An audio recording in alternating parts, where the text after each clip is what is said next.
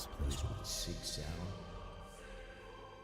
And the train owned the ability to be a real contract killer. By God, I was gonna do it.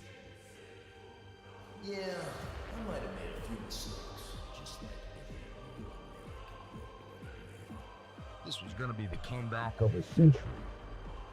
I was gonna make the most and take advantage of every opportunity. You lucky dog. Here I come, Alburus. Here I come, Georgia Parole Boot Camp. Here I come, America. Pushing yourself behind the limits of human suffering. Push yourself to push yourself. Push yourself. Mind, body, soul. To become something else. A sharp weapon to be wielded. Steak, potatoes, apple pie, baseball, and undercover gay sex. Yeah, I'm gonna get all that more. Shitting out, solid. By the end of it all, I'll earn back my respect. To be a malleable piece of clay hardened into iron. Oh, this is your chance. This is your chance to get back.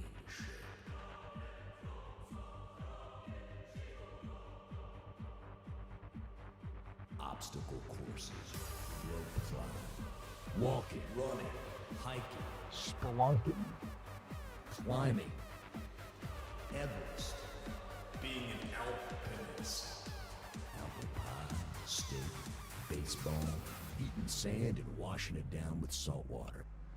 The imagination ran wild. The possibilities were endless.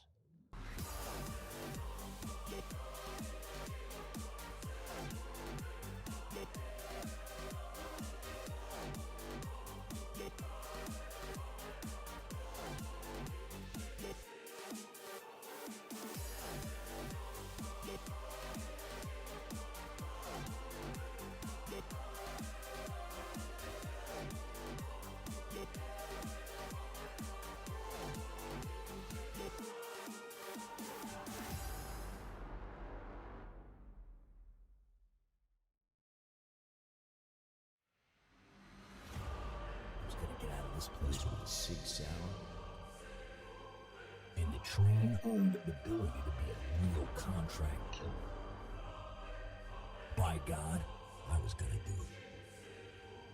Yeah, I might have made a few mistakes, just like every real American. This was gonna be the comeback of a century. I was gonna make the most and take advantage of every opportunity.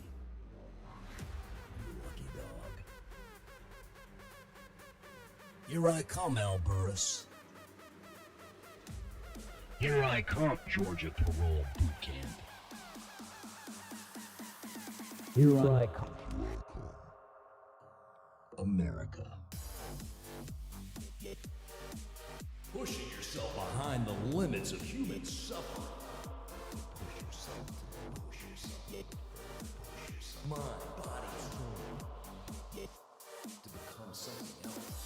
A sharp weapon to be wielded. Steak, potatoes, apple pie, baseball, and undercover gay sex. Yeah, I'm gonna get all that more. Shitting out, solid. By the end of it all, I'll earn back my respect. To be a malleable piece of clay hardened into iron. Oh, this is your chance. This is your chance to get back.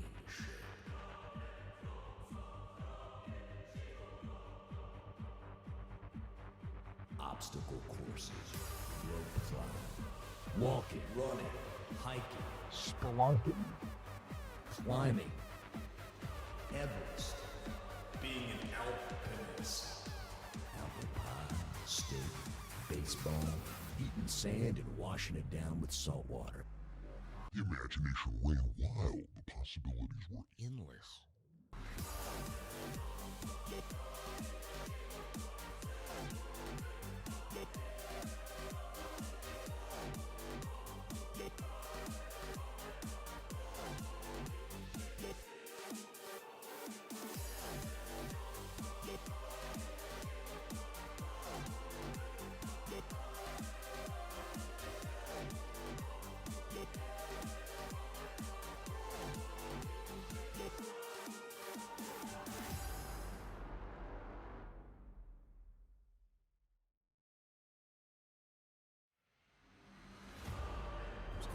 This place with a 6 hour. And the train owned the ability to be a real contract killer. By God, I was gonna do it. Yeah, I might have made a few mistakes, just like every real American. This was gonna be the comeback of a century. I was gonna make the most and take advantage of every opportunity.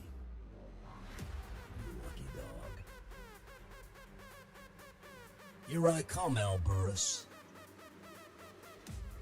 Here I come, Georgia Parole Boot Camp. Here I come, America. Pushing yourself behind the limits of human suffering. Push yourself to push yourself. Mind, body, soul. To become something else. A sharp weapon to be wielded. Steak, potatoes, apple pie, baseball, and undercover gay sex. Yeah, I'm gonna get all that. Shitting out. Solid. By the end of it all, I'll earn back my respect. To be a malleable piece of clay hardened into iron. Oh, that makes sense. This is your chance. This is your chance to get back.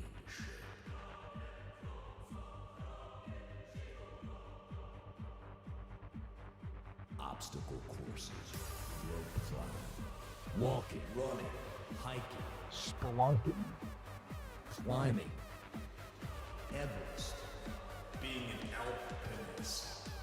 Apple pie, steak, baseball, heating sand and washing it down with salt water. The imagination ran wild. The possibilities were endless.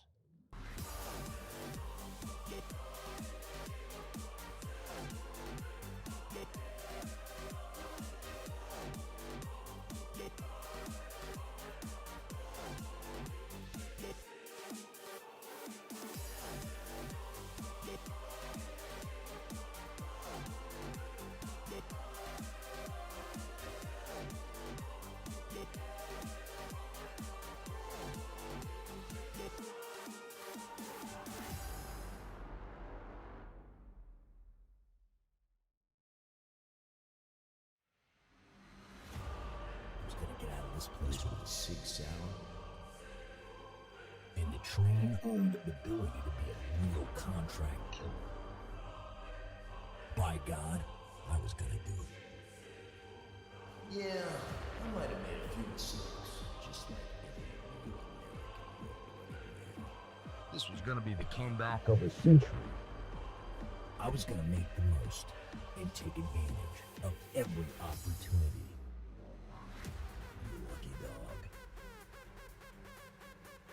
Here I come, Alburus. Here I come, Georgia Parole Boot Camp. Here I come, America.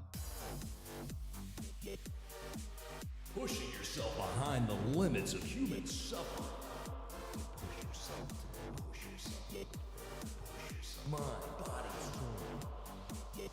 To become something else. A sharp weapon to be wielded. Steak, potatoes, apple pie, baseball, and undercover gay sex. Yeah, I'm gonna get all that. shitting out solid. By the end of it all, I'll earn back my respect. To be a malleable piece of clay hardened into iron. Oh, that makes sense. This is your chance. This is your chance to get back.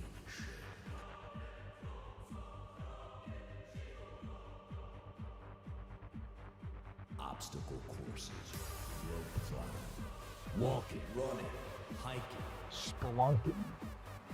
climbing, Everest, being an alpinist, apple pie, steak, baseball, eating sand and washing it down with salt water. The imagination ran wild. The possibilities were endless.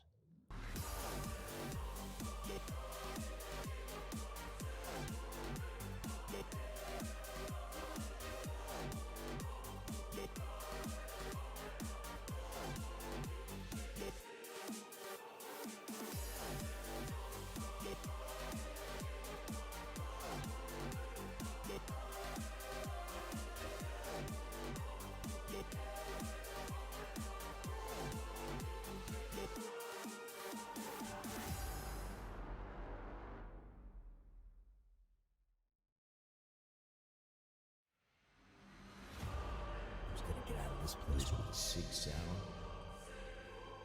And the train owned the ability to be a real contract killer.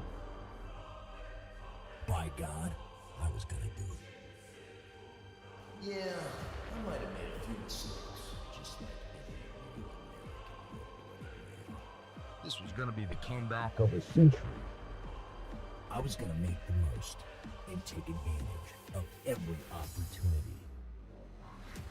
You lucky dog. Here I come, Alburus. Here I come, Georgia Parole Boot Camp. Here I come. America. Pushing yourself behind the limits of human suffering. Push yourself to push yourself.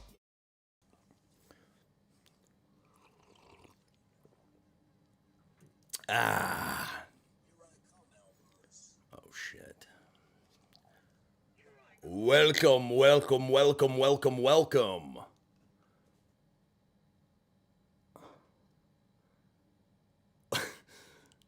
Are we live? Are we live? Are we live? Are we live? Are we live? Because I'm not getting the live feed. I might be in a little bit of a delay, so I'm counting on you, as I always do, to give me a little bit of a helping hand. And of course, it caught me because I am on like a 60-second delay. It's just kind of like watching a live event, like the Super Bowl halftime show, or the the Oscars, the Academy Awards. Maybe Ricky Gervais. Is it Ricky Gervais? Ricky Gervais? Ricky Gervais? On the Golden Globes. You got to have him on a delay because you just never know what that man will say. And just like him, you never know what I'm going to say. And tonight, boy, I'm a little amped up. I'm absolutely furious. I'm beside myself. And I said to myself, you know what? What better way to vent is to talk to the people that I jam with, and that's the Night Owl crew. I thought about doing a live stream at like, I don't know, 7 p.m., 8 p.m., 9 p.m., which is still much later than most quote-unquote YouTubers do it, but, you know, I'm not like everybody else. You guys, Simply Limbo says the audio is perfect too. Probably a troll, because I'm sure somebody will come right behind it and say, oh, the audio, I can't hear anything. I know last time it was a major issue. And really the reason why it took so long is because I wanted to make sure I tested it and that it was okay. And I swear to God, on my mother's eternal soul, may she rest in Chesapeake, Virginia. She's still very much alive. I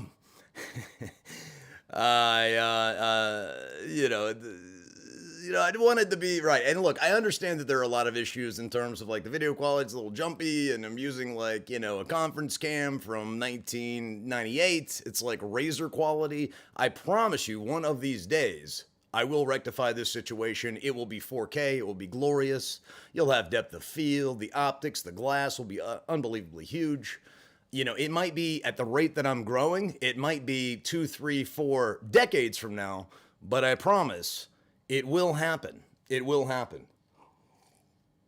And it's kind of interesting. I don't know, maybe one of you guys read a comment I made. It's kind of spur of the moment off the cuff. Like, I really don't do anything terribly calculated. And I'm going to get into that with this Charlottesville trip. I've already uploaded the video. It was kind of a vlog thing. I wanted to see if I could do like a shorter... every one of my videos has been unbelievably long. My live streams, I actually did one that only lasted like an hour and 40 minutes, and it was almost a miracle. I mean, I feel like Noah, you know, put my technology, the rudimentary technology that I have, put it in an ark, sent it off to sea, and then it just kind of came back. What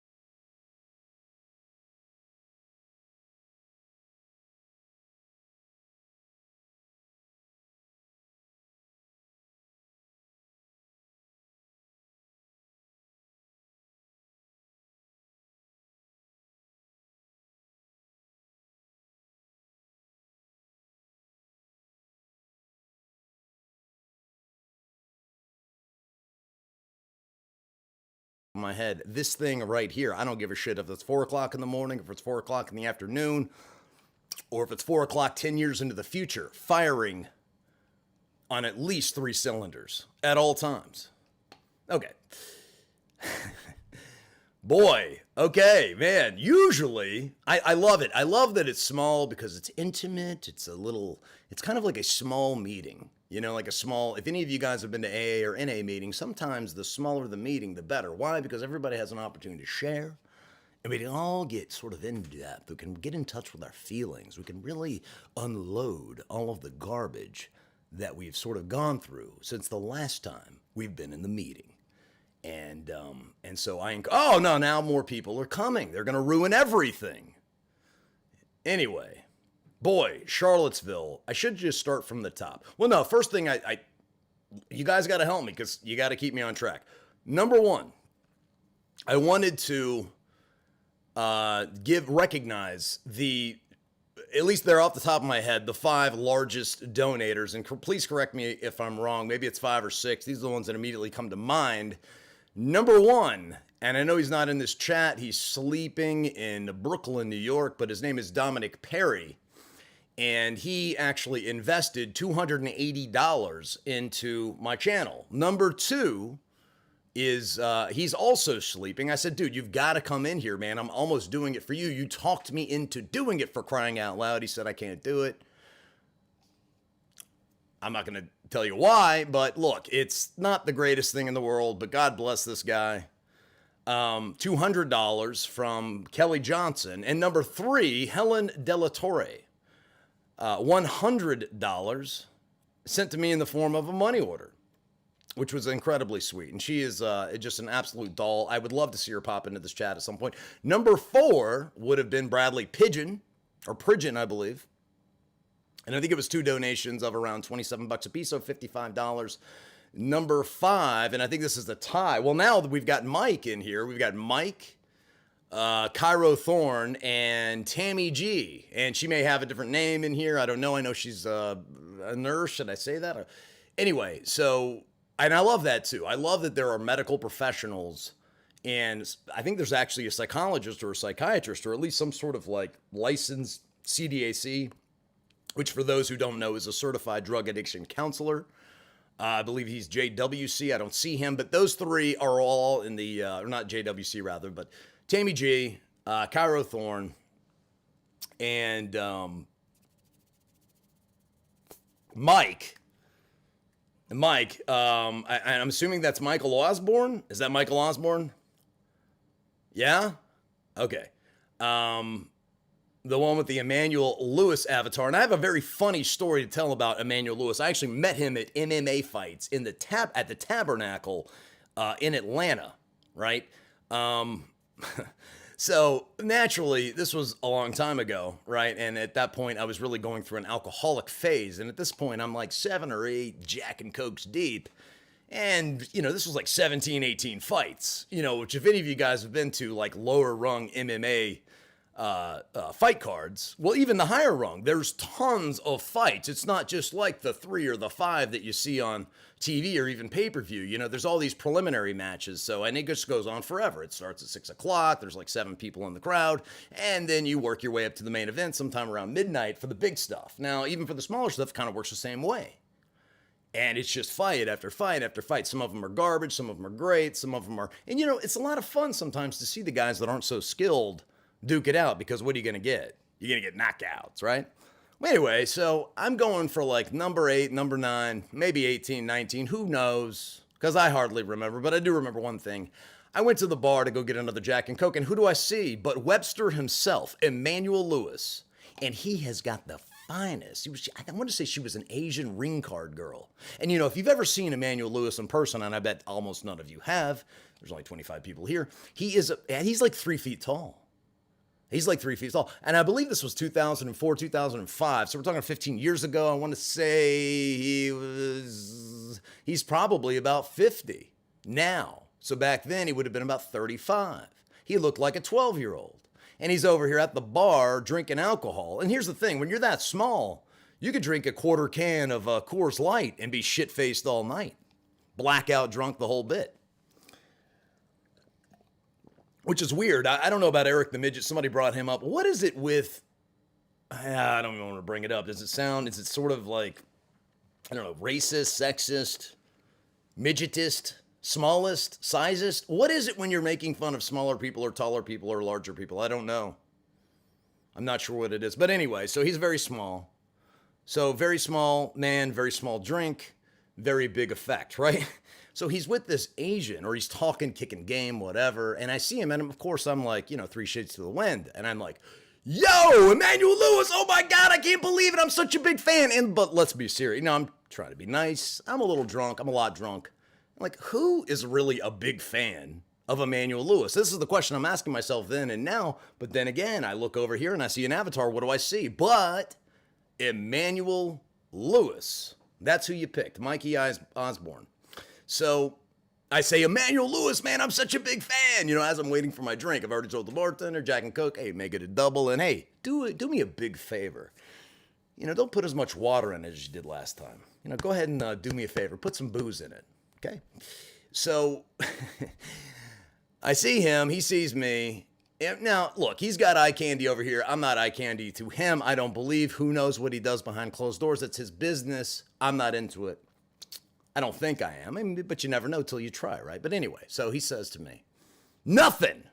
Emmanuel Lewis, man, I'm a big fan. What's up? He's like, gives me one. I mean, he big times me 110%. Gives me the full-blown stiff arm. I take a sip. And I'm like, okay. Man, look, I got to tell you, I loved you in Different Strokes. Get it? Because he's not in Different Strokes. It's another short midget person of color who had a bigger show that was more popular, which I'm sure he hated that. Anyway, so he was, you know, he had the stink eye and the stink face and everything else, but I knew I got one in. Okay, motherfucker. You gonna give me that look? You gonna give me that stiff arm? You gonna big time me? I'm gonna smoke you right there in your little stool. Here, you need a boost? Hey, buddy, you need a boost? No. So that's my Emmanuel Lewis story. So look, went ahead and hit, what do you got here? Exclusive story, my dude. What does that mean? I'm happy to give you an exclusive story. What does that mean? Please extrapolate, unpack it, fill me in, articulate. Yeah, I got it the first time. Thank you very much. All right, so Charlottesville. Well, first of all, let me go ahead and read through some of these comments. You know, another thing that I promised to do, and I'm always going to be a man of my word. Now, I told you how much money had been sent, and there were a couple of other people that sent $5, and one of them was named Nick. And if I'm missing anybody, please let me know. I'll be happy to go back and take a look. But as I said before, just because you sent money, or just because you donated, or you invested, in my words, doesn't mean that you won't be recognized. For those of you like myself who are completely broke, you matter. And your questions matter. And if I see something funny or I see something intriguing, you got to excuse me. I was a little depressed earlier and I did something. Look, do as I say, not as I do, right? So everybody asked me real quick, how do you get so ripped? What's the secret? And I always say, man, it's a high protein diet. I don't eat bread. I don't eat, I don't eat simple carbs. I eat, fat or either fast carbs like white rice, for instance, great before a workout, 45 minutes to an hour. Eat the white rice, maybe mix it with a little tuna fish, a little extra protein, not too much. You don't want to weigh yourself down before you work out. You want to do that afterwards, a little bit. And, and then slower carbs like your cream of wheat and your oatmeal. Always something you want to eat in the morning. Gives you that kind of consistent push throughout the day. And then you supplement that with the faster carbs later, especially before you work out. Now, I say all that to say this. Tonight, sometimes you just have to indulge yourself. I was so anxiety-ridden, I couldn't get in touch with my sponsor, which is partially why I'm doing this tonight. I was just so dejected, and I'll get into it later why, but let me tell you what I did. So I went to McDonald's, and for the broke folks amongst us, I always use these apps, and this is a little pro tip, right? So if you eat a lot of fast food, and lately, to be honest with you, I have, most of it's been semi-healthy, some of it hasn't. Today I went overboard, but you use the app, whether it's McDonald's, Wendy's, those are the two. The other ones are a lot of bullshit, but McDonald's and Wendy's, they have these amazing smoking deals. Like Wendy's or McDonald's, for instance, you make an order through the app. You can either scan it there or you can go through the drive-thru and do it, and you get free fries, free large fries. So go order a large, any size drink. With me, it's going to be Diet Coke. I prefer Diet Dr. Pepper, but nobody has it, so Diet Coke. And you get the Diet Coke, which is $1, right? $1 plus tax, $1.11, depending on where you're at. Food sales tax is what it is, whatever. It varies, obviously. And you get the free fries, which are like $3. So for $1, you can get a drink and fries. To go for the McDoubles, and I always change it a little bit because that way it's fresh. Now, most of you guys probably know this, but I'm just saying, right? So I say, well, no mustard, add mayonnaise. Real health nut, right? So guess what? I get 6. I got a buddy of mine hanging out with me. I'm like, okay, I'm going to get him 3. He's a bigger guy. I'm a smaller guy, whatever. I'm sitting there in the parking lot talking to somebody on Facebook Messenger. It was actually Kelly Wilson, the person that had donated a lot of money. We've been carrying on a conversation for the last week, talking about all sorts of things, right? Addiction. He's struggling. I'm trying to help him. I shouldn't be saying this. I'm putting his business out there. Whatever. He can thank me or not thank me later. But I'm kind of venting. I'm really frustrated with what's happened today, what happened yesterday, and what happened the day before. Well, really what's happened all week. It just seems like I've hit snag after snag after snag after snag. And then when I really need to talk to someone, I kind of come to the realization a little late because I'm a procrastinator, right? I already have ADHD anyway, so I put off what I need to do today. I'll put it off till tomorrow. I try not to do that. That's why I write things down. I have a big whiteboard and I write down the next day's itinerary. I'm not always going to hit it. Very rarely do I hit every check mark, or they're not checked yet, but very rarely do I check every line. And I usually put down like 5 things that I want to accomplish that day. But even if I accomplish one, it's one more thing than I accomplished the day prior. And that's what we call progress. That's what I call progress anyway. And you got to pat yourself on the back for that, not beat yourself up for the 4 things you didn't do, right? Silver linings. So where was I going with the Mike story? So, I get the 6 McDoubles, 2 for $3, multiply that by 3, it's $9, the free fries, and the 2 any size drinks. Now I've just spent like $9-10 at McDonald's, which doesn't sound like a lot, but when you consider the amount of food that I got, it was enough to feed a family. The only problem is the family was driving my Volvo, and it was just me by myself, and I ate 5 of them. 5 McDoubles with mayonnaise and no mustard. Plus the fries, 90% of the fries, I think I left like this much left. And then slammed the drink before I even came back. And I started to understand how big people, and this is something I've struggled with, like, not being an addict, right? And being an alcoholic, it's real easy to channel that addictive tendency into other things. Very easy to do that. It takes a lot of steps. It takes a lot of different factors to go ahead and mitigate that. But there's probably always going to be some of it, right? And then I just kind of occurred to me, wow, I see how somebody kind of eats their way out of a black hole. Now, to be fair, I only ate 2 pieces of bread with the McDouble. So it was like 10 patties, 2 pieces of bread, the cheese and the mayo, which again, if you're going to eat like that, always avoid the bread, because let's be real, does bread even taste like anything?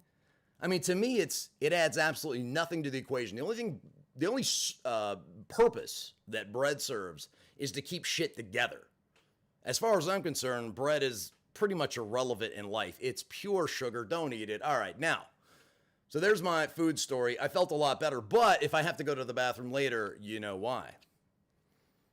So, I also said I was going to read the very best, and I was going to give him a shout out or some recognition to the very best comment about the guy with the mask who was kind of giving me the little, he's giving me that look like he wanted to tear me to pieces. So, I'm going to do that later. But now I want to talk about the thumbnail on the video, which is what happens when helping addicts goes wrong. Now, not yesterday, but the day before. It was the day before? It was the day before, right? So I mentioned a while ago about shooting this video with this person. We were going to do some prison stories. He was been locked up for 22 years. I went to rehab with him. I've been locked up with him.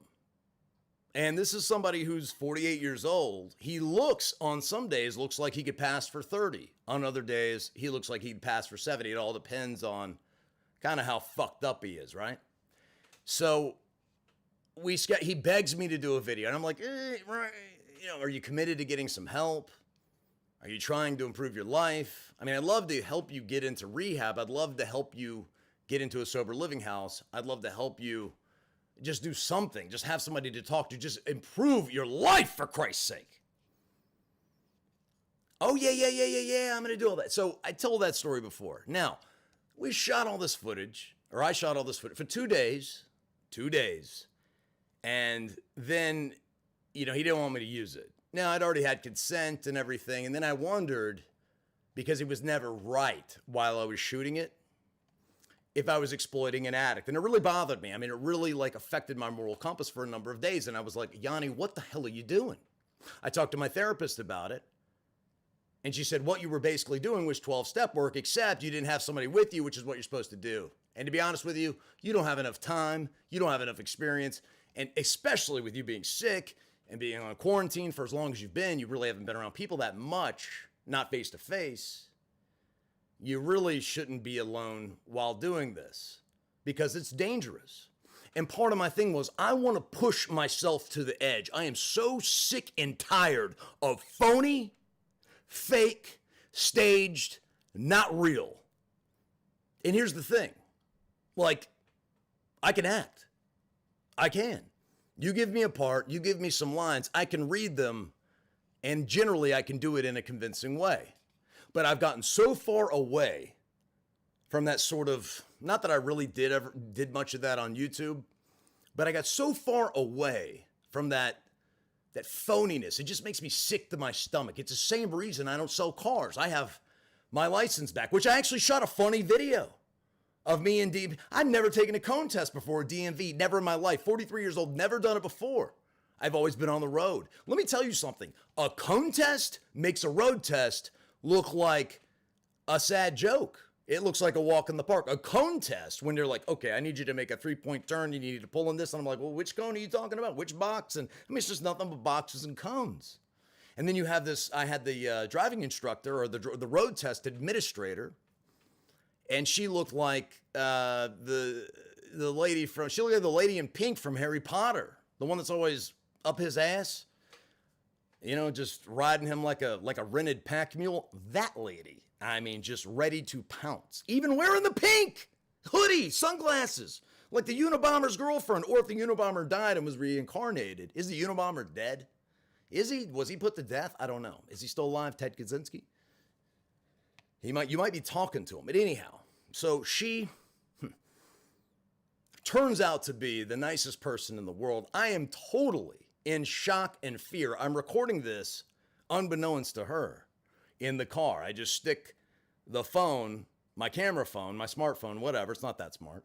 It's older. But I stick it in the, the little suction cup deal in the middle of the windshield. And I hit the record button. What I didn't know is it only had a 10-minute record limit. This took a little bit longer, so I didn't get everything. And that's kind of why I didn't post it. Plus, I had some, me in the line and everything else. And maybe I'll just throw it up on Facebook or something, which I did today. I started a Facebook page, Prison Junkie. It got 180 followers yesterday, which I thought was, wow, huge. I had no idea. Social media is very weird. I'll get into that later. But anyway, so I'll kill the suspense. Okay. So some of these live streams, I'm like, well, I'm going to get to do that. I'm going to tell you about that later. And I'll, one of these days we'll get to that point. And, I'm just going to, it's like this, I'm just reeling you in, for the big reveal. But Jesus Christ, I can only have so many ideas, so many projects working. I mean, I literally have 5 or 6 actually, different things that are in various states of completeness, right? So I got to whittle that down to I really want to get to the point where I'm just working at one thing at a time, or maybe 2 at the most. But anyway, I passed the test, and I passed with flying colors. It was I think I got docked 2 points. Okay. So I get very dehydrated this time of night. So in any case, I passed the test. Where the hell was I going with this? What was I talking about? Oh, look, so money, right? So if I wanted to make money, now that I have a driver's license back, I could easily, I've been in the car business off and on most of my life, and I was doing it before COVID, and I was making very good money, especially for an ex-con, working in a small town like Winchester. I could easily go back and sell cars, and it was kind of a thing where, I thought to myself, okay, I'm going to try YouTube, right? I mean, I want to do it as a hobby. This isn't a living for me. But then the more I got into it, the more I'm like, I think I really do have a lot to say, a lot more than I initially thought. And the more videos I make, the more experience I get. And I feel like, okay, people are responding to this. You wouldn't be able to tell by the views or the subs at all. It seems to be trending downwards, to be honest with you. I mean, not the subs necessarily. You're never really going to roll that back. But the views, they're just all very flat. And so it's like, okay, what am I doing here? So I said, I'm going to give myself a month. I'm going to give myself 1 month to turn this into something, workable, where I can kind of do it full time. I may have to have a part-time job as well. And then here we are, we're right at the cusp of a month, right? So I had that going on. And this is why we're getting into the whole, why am I furious? Why am I having...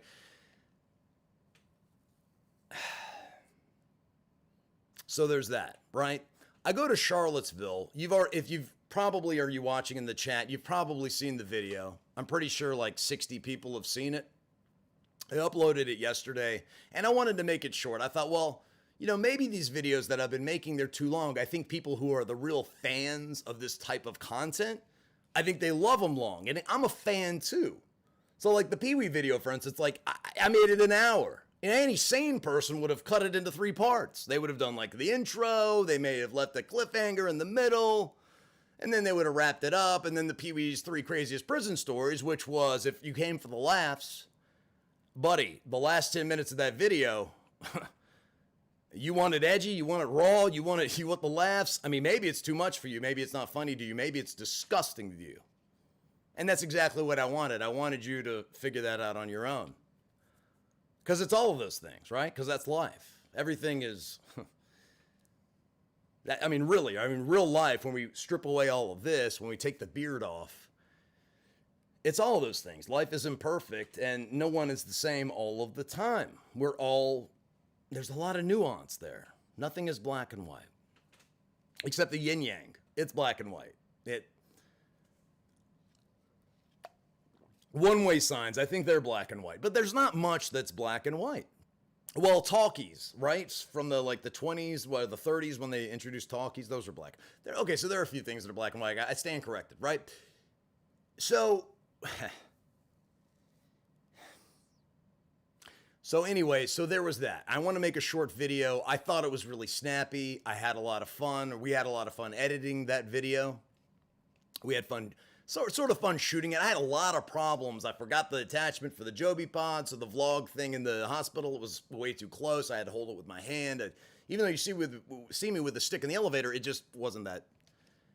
It just didn't work out. And then, so the things that I've invested in, and I think this is important, boom, boom, boom, I've purchased 3 things. I have filters, step-up rings, which I was supposed to get step-up rings. I got step-down rings. I ended up having to use electrical tape to put the filter on. Then it ended up being overcast. Couldn't use it. I really haven't even used it yet. So there's that.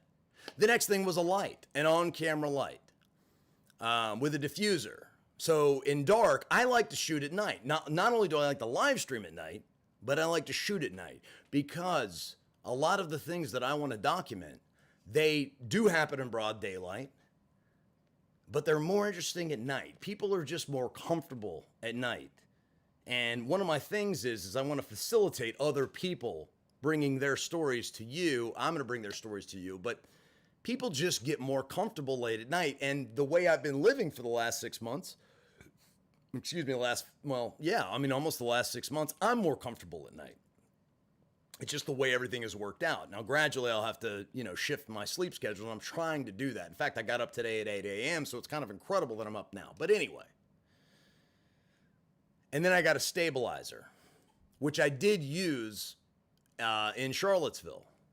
Now, the stabilization system, you're adding this up in your head, 280 plus 200 plus 100 is 580, right? So plus another 90 is 670.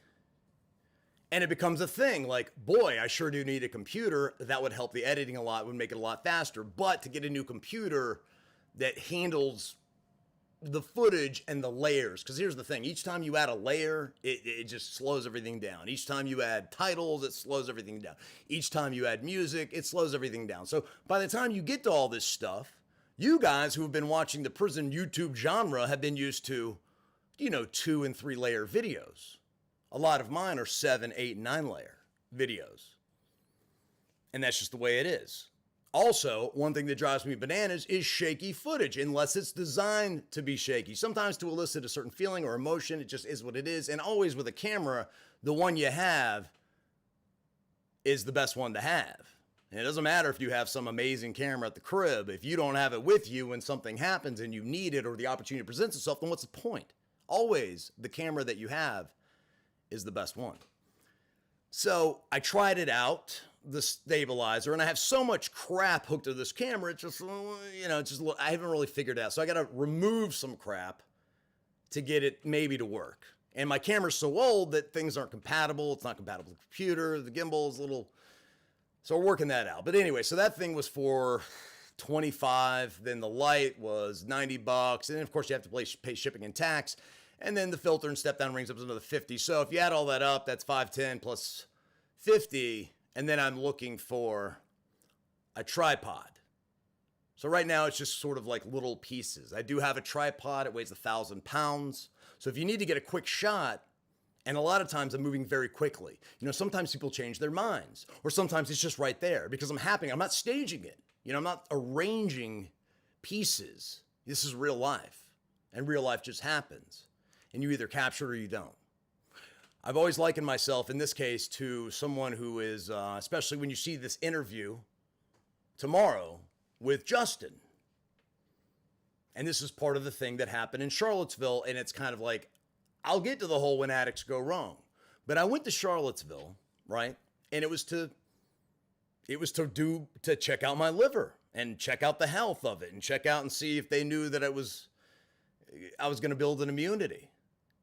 And they gave me the prognosis, and they essentially said, and I was there for about 3 hours, from 9 a.m., 9:30 a.m. to 12:30. And I'm exhausted because if you guys were here, and some of you were, I was live streaming for 3.5 hours. And the thing that I asked, I said, please help me stay up. Because the last thing I want to do is set my alarm clock, and then something happens. I set like 3. The first one doesn't work. The second one, I have backup plans, contingencies. But the last thing I want to do is miss this appointment. It's crucial. It's a 2.5 hour drive. I got to make it. I got to be there. These are the liver specialists. This thing means the world to me because it's going to let me know and take away that fear of the unknown. I've mentioned this before. There's nothing scarier to an addict or alcoholic, and really to a lot of people, especially people that have mental health issues. I have all of the above. I've got the mental health. I've got the addiction, addict. I've got the alcoholic. I check all the boxes. The ADHD, which my psychiatrist says is one of the most extreme, he's being very nice, cases he's ever seen. No wonder you loved cocaine. He said, I bet cocaine didn't do to you what it did to everyone else. I said, well, what do you mean? He said, did you talk a lot on cocaine? I said, no. I didn't say a word. In fact, every time I was about to shoot coke, I said, listen, whatever you want to talk about, whoever was around me, you have a question, you want to talk about something, you want to have a conversation, whatever you have to bring to my attention, you have as I'm working it out, as I'm strapping it up. You've got about 5, 4, 3, 2, 1. Once it's in, within 2 or 3 seconds, all that chit chat, all that jibber jabber, wrap it up. Ain't happening. Extreme paranoia, utter silence. That's where I want to be. And that's why I ended up using, in a lot of cases, by myself, because other people were just a distraction I didn't want to deal with. So, what in the world is that? So that brings us to Charlottesville. I said, you know what? We're driving out of Charlottesville. And you kind of see this in the video. We're driving out of Charlottesville, and I say to myself, man, there's all this great scenery. I've got my gear with me. Let's get some shots. I'll go ahead and get some cool, whatever. I'll try and get some cool shots. Because it's a beautiful campus, lots of people around, all that stuff. Street scene. So as I go back and I get a couple of shots and I'm moseying around for about an hour, I run into this guy. His name was Elliot. And I showed it at the end of the video, he had this big board, a protest sign on him. And I asked him, hey man, what's going on here? What does this say? Okay, I'm reading it here. What does it mean? He had something else on the back, which said something different about delicate sensibilities. I don't remember what the top of it said. And we started talking about it. And I said, well, what do you think about being on camera? I mean, I'm very interested to hear your story. I'd like to tell it objectively, present it to our audience, and let's see what they think. Because I thought it was interesting. I know that a lot of the audience that we have, I mean, I have access to demographic numbers. They're white, right? This is from your perspective. This is your opinion. I'm interested to hear it, and I want to do it with no filter. So let's just see where it goes. And so after some hemming and hawing, some debate about it, he checked out a few things on my channel. He said, okay, I feel like you're going to give me a fair shake. Just do me this favor. I said, listen, Elliot, if you don't like what I put up, if it's not acceptable to you, I'll throw it in the garbage can. He sent me this very articulate email saying how much he appreciated that opportunity. And so when I get to that, that's what I'm going to do. And if he doesn't go for it, I'll try and maybe tweak it. And it's one thing I'd never wanted to do. I'm willing to do it in this case because it's a unique situation. He's a unique individual. The guy has a PhD in environmental engineering sciences. Now you hear all sorts of crazy stuff. People will tell you anything, right? And I thought, seems smart, seems articulate. Did some checking. It's legit. The man has literally taken 2 months out of his life to go protest on this campus. And then this is the next thing that occurred to me while we were having this conversation. So, wait a second. This is Charlottesville. I always associated it with liver and the University of Virginia. But no, there's another big thing. This was like the powder keg. This is where all this started, right?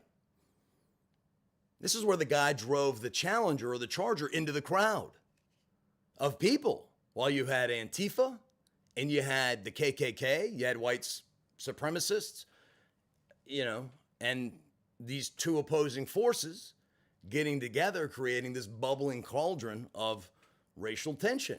At least that was my understanding of it. So I said, this is an opportunity. I tell you this, again, if you're a war journalist, you're not getting the story unless you get in there with live bullets. You got to put your ass on the line. You got to dodge live fire or you're not getting it. If you're shooting it from too far away, you're missing the story. Because sometimes the big picture isn't the picture at all. It tells an entirely different story that isn't accurate, true, honest, and real. You got to get up close. So that's what I wanted to do, and that's where we are with that. And then I go to Sheetz, which is like a Wawa type thing. These people, I order food. I get some food for myself. I'm starving at this point. I walk outside because I want to get some fresh air and eat it outside. They have like a little courtyard thing for everybody. Tons of people eating outside. I sit down next to a couple of what look like street people, right? One of them is really disheveled and doesn't look, he doesn't look real kempt. He looks like he's living a very rough life. The other one kind of looks like a deranged caddy. And this was Justin, right? And he starts telling me this story about how these people are walking dogs, and it's the fourth different dog. I'm thinking to myself, well, maybe they're dog walkers. I don't know. I mean, that kind of seems crazy. But the more I got into it, I'm like, okay, this guy's either not playing with a full deck, not every bulb is lit, the tools in the shed aren't exactly sharp, or he's on something. So I asked him directly, what the hell is really going on? What do you want? And he tells me straight up, I'm homeless and I'm a meth addict. And so I'm trying to convince him. He's very paranoid, right? I mean, because one thing that's part and parcel with methamphetamine use, and I know because I've done it before, is lots of paranoia. Any sort of like high potency amphetamine or stimulant, not coffee, not even, Adderall, Strattera. I guess that's not really a stimulant, Vyvanse, etc. I mean, yeah, if you take too much of it, sure. But the real narcotic stimulants and amphetamines will take this thing all the way to the moon. So I'm having this conversation with him, and I'm trying to convince him to get on camera. And of course, he's paranoid about, well, who are you? Because the feds are watching me. I said, listen, man, the feds are watching you. This is funny because I've had this conversation a lot with people. I'm like, listen, are you slinging pounds of Tina out here? I mean, what's really going on? He's like, no, I mean, I smoke a little bit here and there, whatever. I said, nobody gives a shit. The feds are not watching you. And no offense, but to them, you're nobody. You're just a guy that gets high. If they were going to bust you, they probably already would have done it. And maybe on a slow day, they will. So finally, I kind of earned his trust a little bit. I said, listen, man, I'm not going to present your story in a subjective light. I'm not going to steer the ship. I finally convinced him, and it's starting to get dark. At this point, we're probably looking at around 6 o'clock. I finally convinced him to get it on camera. And then I end up sticking with this guy while I'm shooting this interview with him, which takes about an hour, and I'm doing it in public, right? So I'm doing it on the sidewalk in front of a restaurant, and the guy wants me to leave. He's like, no, you can't do this. You can't do it. I don't want to name the restaurant because I don't want to put this guy out there, but he was an older black guy, and he was the manager of this particular restaurant. And I tell him what I'm doing. And I tell him what the channel's about. And he tells me he did 8 years in prison. I'm like, oh my God, is there anybody out here who hasn't ever been locked up in prison, for Christ's sake? And he tells me he's been clean. He runs this restaurant. He just got out 2 years ago. And it's a nice place. I said, wow, what a story. He was actually open to shooting something, but not right there, right then, because he's working. He's on working hours. He's wearing the uniform, all of that. He says, you know what? I respect what you're doing. Take all the time you need. Of course, I told him something like, it'll only take me 10 or 15 minutes. And like everything else, whether it's a live stream or an appointment or anything else, I'm always going to be running a little bit late, and I'm always going to be running a little long. So, hour goes by or so, I see another guy wearing a mask, got a tattoo on his face. I said, oh, wait a second. Face is kind of sunken in. There might be something here. I talked to him. His name's Brent. He's like, I really am interested in what's going on, because there were a lot of people watching. So it's hard, because everybody wants to see. You pull out the camera, you put it on a tripod. You got the microphone there. And, it's on the camera. So here's the thing. Sound is not going to be the greatest. I don't have any lav mics. Like, I don't have anything to hook onto their shirt. I'll rectify that at some point. Maybe with Mike's help here, that'll help me get those. So audio will be better. But I wanted to make it very clear that I'm shooting this on the street. And I actually have a trailer. I uploaded it to YouTube a couple of hours ago. But I want to go ahead and play it and try it out. I want to try and integrate audio and video into this. And we just kind of keep adding something every single time we do one of these live streams. I want them to be more elaborate. I want to incorporate sound effects. I want to incorporate video. I want to incorporate news articles. I want to do all that stuff to make it a more informative, entertaining, and interactive kind of show. But, you got to start somewhere, so this is where we're at. This will be the step one. Will be somehow, some way trying to get this thing to play right here. And maybe I'll take a break, get my water filled up, and we'll do that. So I'll play a preview of the interview with Justin that I'm doing tomorrow, that I'm uploading tomorrow, because I'm trying to upload content at a more consistent rate, because I see that as much as I didn't want to play the YouTube game, it seems like everyone, except the hardcore of the hardcore, I know I don't have to worry about you guys, but if you don't consistently crank out this content, as much as I wanted to only upload when it's ready, and I still do, right? I do. But maybe if some of my less ambitious ideas, they can be completed in a shorter period of time, and then I can work on the longer form, more ambitious stuff, and I can be doing that on the side. So 2 projects, right? That's the goal. So I have the trailer for it. I'll show it, try and show it to you in just a minute. So we're working on that. So I talked to Brent, and Brent's wife is in the hospital. 4-day-old infant. His name is Bear. Both of these guys use their full names. I don't want to hear anything about snitching people and putting out their government name. These people volunteered it freely. They did it openly. Each and every one of them, from the protester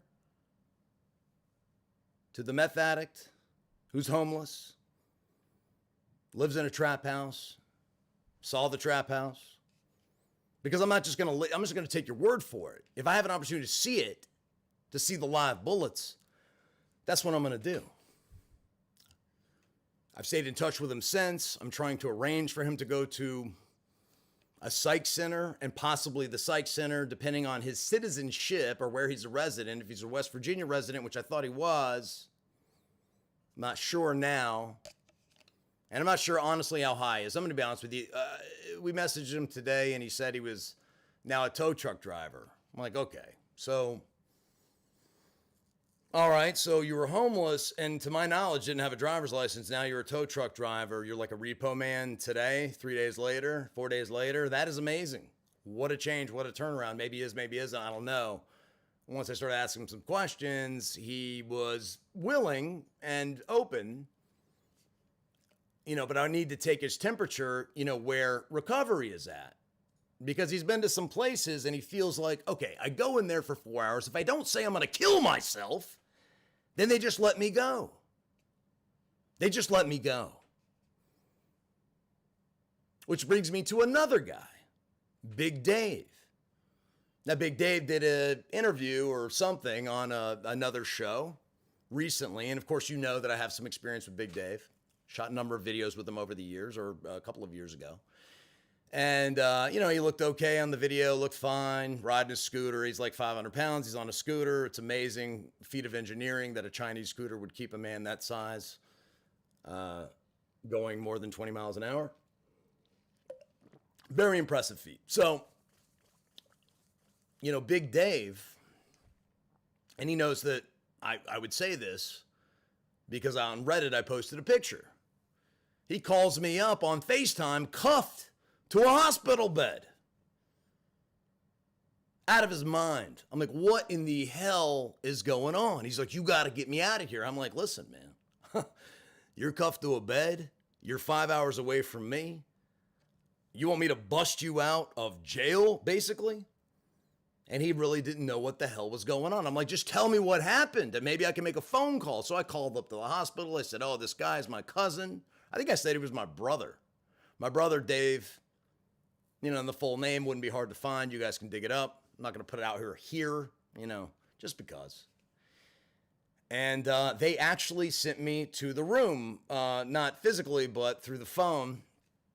And he didn't answer, but the nurse or the tech answered. And so I was like, what's going on with this guy? And they said he laid down in the middle of the road and just went to sleep, or just laid down waiting. And so I talked to him. Their opinion was that he laid down in the middle of the road so he could kill himself in Norfolk, Virginia. Now, Dave didn't remember what happened, but I mentioned before that he is a paranoid schizophrenic. Yes, he's done lots of drugs. Yes, he's been a panhandler. Yes, he's done all these things. But you have to understand, this guy's led a very hard life. His mother has been an alcoholic, living on government assistance. He doesn't even know who his father is, never met him. She doesn't know who he is or something. I don't know if she does. Dave says he has no clue. I believe him on that point. Then what?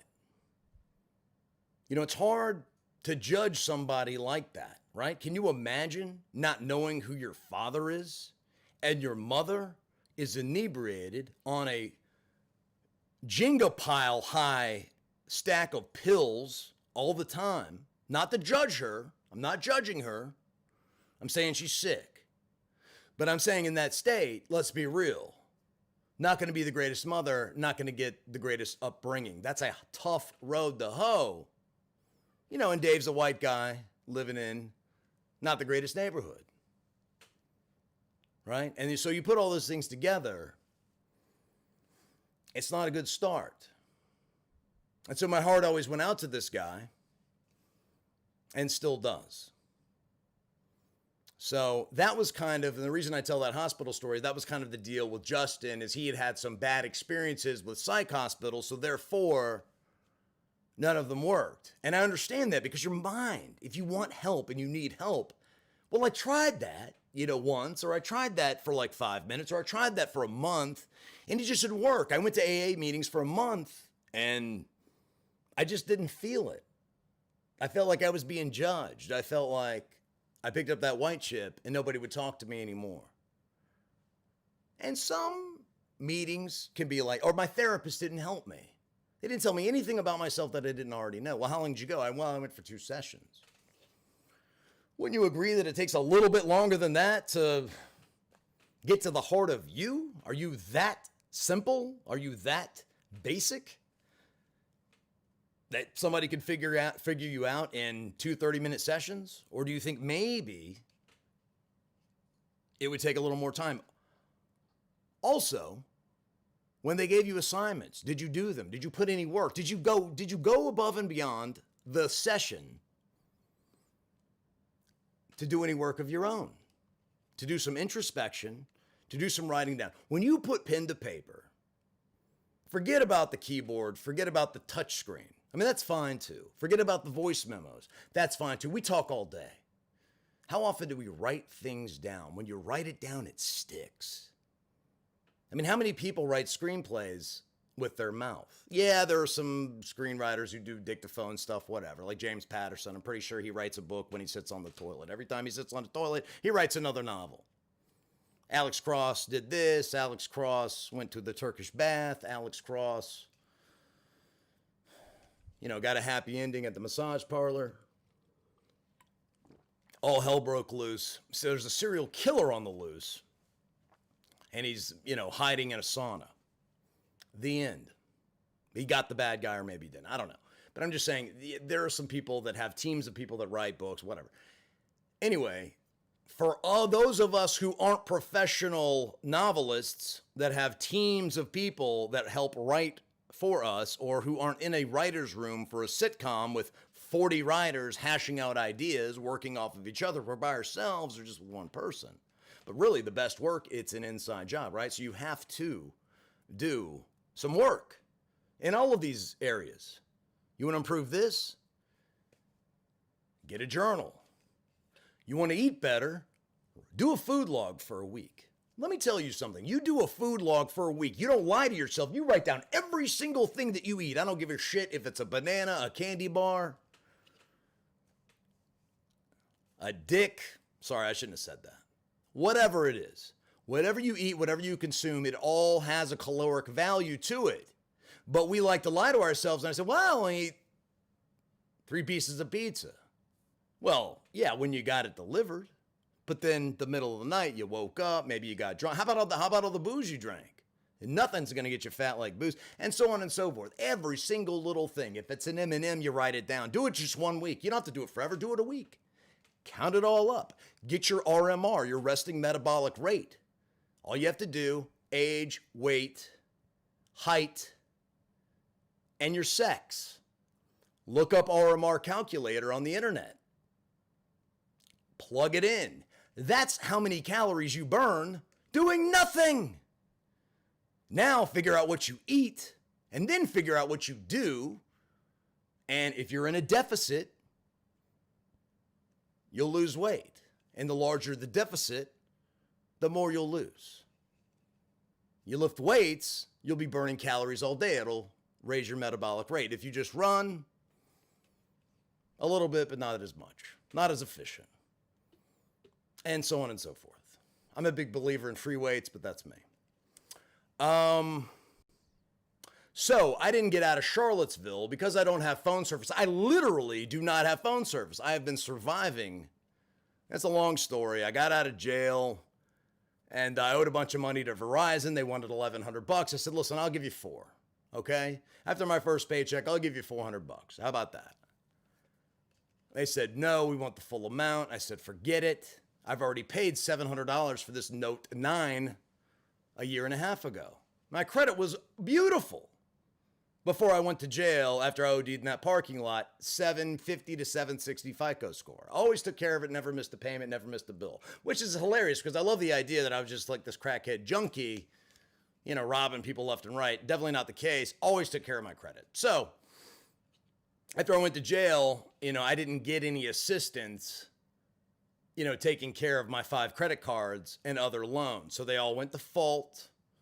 After 4 months, I get out of rehab. My credit goes, what is it? 510, 5, you know, and I can look it up. I work at a car dealership at this point. It's the first job I got when I got out of rehab. A to Z Auto Group. So now what are my options, right? So I don't want to let this thing go. It becomes like a point of pride, right? So it's on this thing called an IMEI blacklist. Now, if I found the phone lost or stolen, I can have the thing cleared. Now, I could still have it cleared, but if it's on a financial blacklist, they reset it every 30 days. So I thought, well, okay, I'll work out a payment plan. No, it's already in collection, can't do that. So now I have to get on a whole nother plan, and there's just been this barrier. You know what? I'll just be on Wi-Fi. I'll choose when people can reach me. It'll enable me to have some privacy. Oh, I'm sorry, I just wasn't in a hotspot. Or they didn't have Wi-Fi. Or the Wi-Fi got a little dodgy at the crib, as it does. And you'll notice because sometimes it's choppy, right? So now I'm at the point now where I want to do a lot of high level. I have a lot of projects that involve streaming outside of here. A lot. And they only work outside of here. And they only are going to work on a phone because I can't carry a 12-pound, 10-year-old Mac with me to downtown Winchester or on a bus or somewhere else. Like I said, I have lots of ideas. The thing about me is at this point in my life, I'm actually willing to follow through. That's the beautiful thing about now. The beautiful thing about sober is, yeah, I don't complete everything, but I complete some stuff. So I got to figure that out. At some point, I'm going to have to bite the bullet and do that. And I will. At some point. So that was the Charlottesville experience. I lost these guys, Justin and Brent, shot the interview with Brent. And I thought, well, you know, visually it looks cool. I like the way it looked. I got a lot of good shots and that kind of thing. But the audio is a little. You're gonna have to bear with me a little bit on the audio because I'm just using a cheapo shotgun mic on the camera. It only has so much range. You've got all this traffic going on in the background. I'm gonna do my best to clean up the audio. And you'll get a little bit of it in the trailer. I'll try and tweak it and make it a little bit better. So there's that. Now, the title of the video was, or the title of the live stream was, What Happens When Helping Addicts Goes Wrong? I'm not talking about Brent. Elliot's not an addict. Brent is on Suboxone, and we had a conversation about Suboxone and methadone, and that's going to be a portion of a Suboxone. I don't want to say, I've already had a couple of projects co-opted from me, from other channels, which I love that. That makes me feel like $1 million. Look, if I have my 2,600 subs and people with huge followings are copying me, it tells me that I'm doing something right, right? So I'm going to keep that one under my hat. But tomorrow we've got Justin, and I think that you'll really be touched by his story. I questioned, you know, I'm not going to be, look, I can't help myself. People say, don't ever say that, but I just can't help myself. I felt like the music in the trailer, it steers you into a particular, I shouldn't even, feeling, right? And I don't want to do that. So I'm going to take a different tack with the actual video itself. But the trailer does have this nice little acoustic song. And it really lined up with, you know, the images and sort of the situation. I think that it'll be interesting to see what the response is on Justin.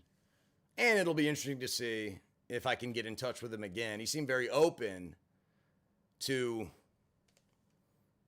coming up to Winchester, I'm working on maybe getting him a scholarship, or maybe they'll pay 50 and I pay 50, or I come up with 50, or maybe they'll spot him 50. And then maybe an Oxford house would be a beautiful thing, right? Generally, it's like $350 down. That'll cover your first 2 weeks, and then $100 security deposit, or maybe it's $450. It all depends on where you go. It's usually about $600 a month, $550 to $600 a month around here. Now, depending on where you go, it might be a lot more expensive, right? You go to Manhattan, it's probably $7,000 a week to live with 3 guys in one room. Crazy, right? So there's that tomorrow. And you may be wondering, well, wait a second. At the end of the video, the vlog, you had Elliot, the protester. And a natural extension, that's what it went. It went from the hospital to Elliot to Justin, the homeless meth addict, to Brent, the man with the little baby boy who's suffering from Suboxone withdrawals, probably as we speak. Was supposed to be out a couple of days after. It's only been a few days anyway.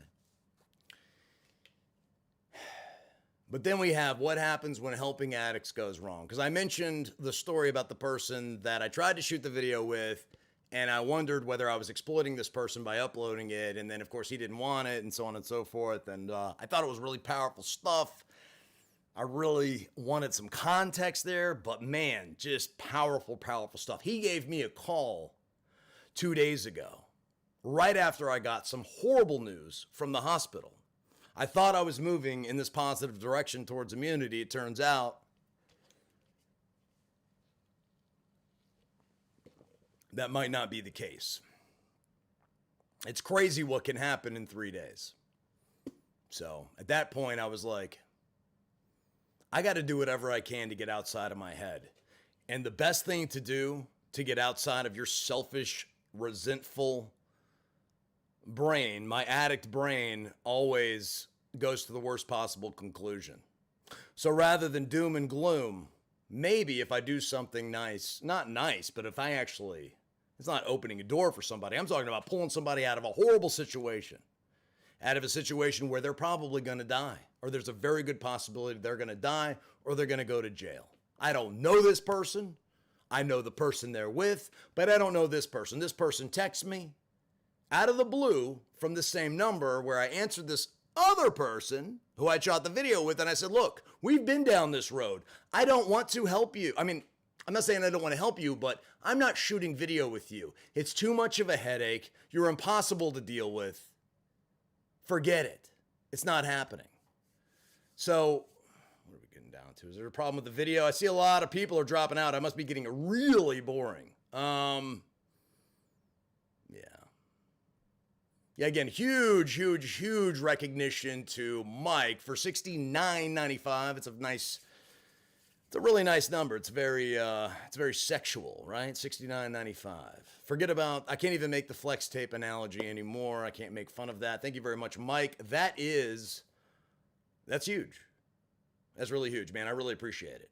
Now, I'm gonna take a break, but instead of just sitting around like bumps on a log or dumbbells on a rack, waiting for me to come back, which is a lot to ask. I got to be a presumptuous fella to just say, hey, look, just stick around while nothing is happening. While you listen to our silly little song that we made the other day.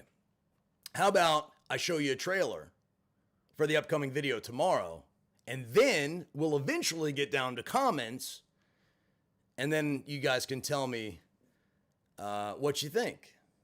And again, let me know, is the audio legible, or I guess audible? I guess legible is writing, but audio. Let me know if it's acceptable. Give me a moment to cue it up, and just give me 5 or 6 minutes. I obviously know I drink a lot of water, really test the bladder, and honestly, I'm not gonna lie to you. I'm gonna go out and smoke a cigarette if that's okay. So if you want to smoke a cigarette, if that's what you do, if you vape, if you want to go snort a line, that's your business. I'm not judging you. I wish you wouldn't if it's a problem. Or whatever it is, eating a gallon of ice cream. I actually know this woman who eats 2 gallons of ice cream a night.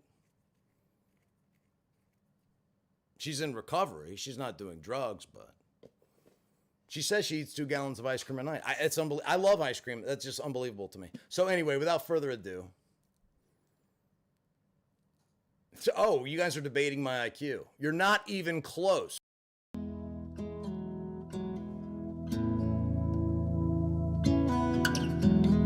I've been running round in circles, chasing my tail and lost my way, seeking shelter in different corners.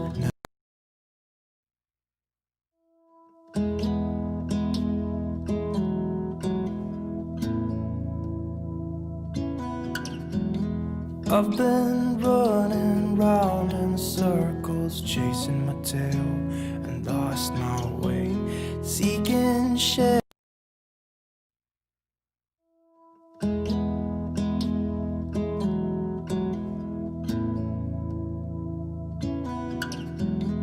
I've been running round in circles, chasing my tail and lost my way, seeking shelter in different corners, never finding a place to stay. Somehow ended up here on the ground. Brother, help me up, I've fallen down. Originally, when I came here, I got a job pretty quick, got out of the shelter, and then, hard times fell with my roommate, and I got put back on the street. The shelter wasn't an option, so, push come to shove, here I am. Just like father did when I was young. I don't know how I could be so dumb. But it was the dead of winter. We're living in a basement that's unfinished. It's cold, it's, all shit, and, it makes it easier, What happens is, it's not until you don't have it, things become a problem, It's you don't worry about anything until you don't have it. At first, it's hard. It's really hard. It's embarrassing. You feel like you feel like you're always on trial. You get acclimated to it, and then that's when it gets scary, because everything's just normal, then you get stuck in it. And it's like, going from a shelter to a shelter is no big deal, and getting a place isn't even in the agenda.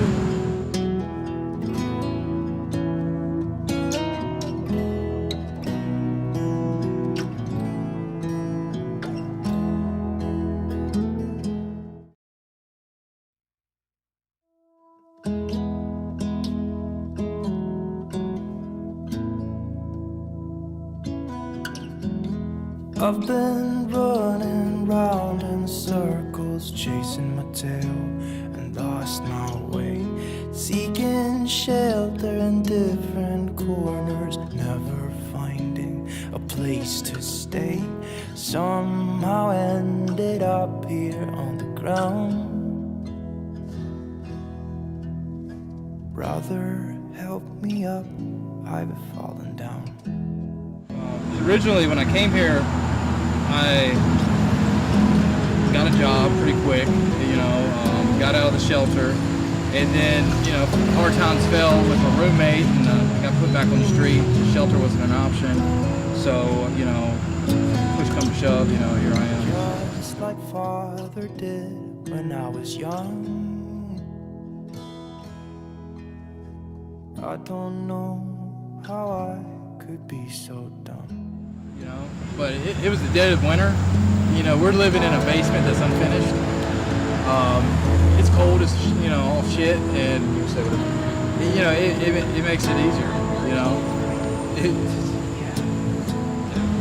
What happens is, it's not until you don't have it, things become a problem, It's you don't worry about anything until you don't have it. At first, it's hard. It's really hard. It's embarrassing. You feel like you feel like you're always on trial. You get acclimated to it, and then that's when it gets scary, because everything's just normal, then you get stuck in it. And it's like, going from a shelter to a shelter is no big deal, and getting a place isn't even in the agenda.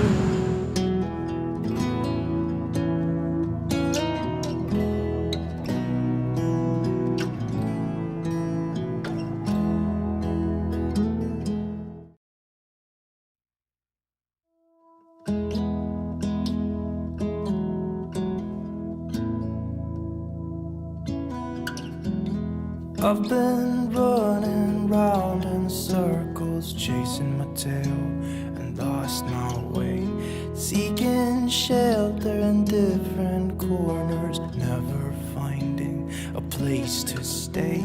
Somehow ended up here on the ground. Brother, help me up, I've fallen down.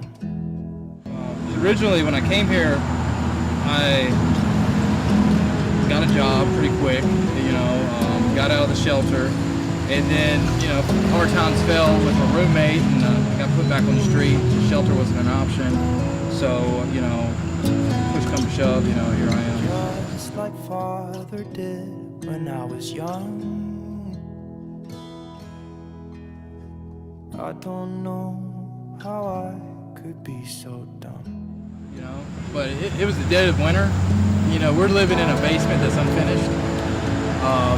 It's cold as all shit, and it makes it easier.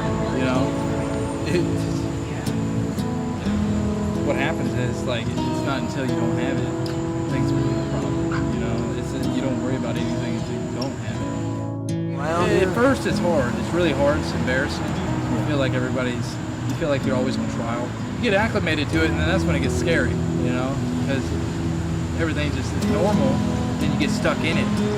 And it's like, going from a shelter to a shelter is no big deal, and getting a place isn't even in the agenda.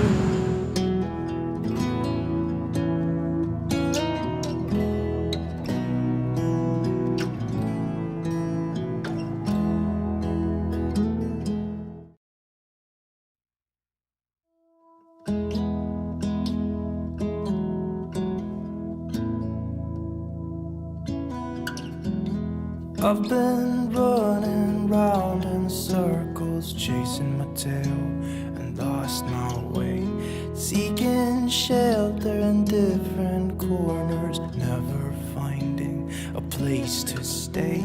Somehow ended up here on the ground. Brother, help me up, I've fallen down. Originally, when I came here, I got a job pretty quick, got out of the shelter, and then, hard times fell with my roommate, and I got put back on the street. The shelter wasn't an option, so, push come to shove, here I am. Just like father did when I was young. I don't know how I could be so dumb. But it was the dead of winter. We're living in a basement that's unfinished.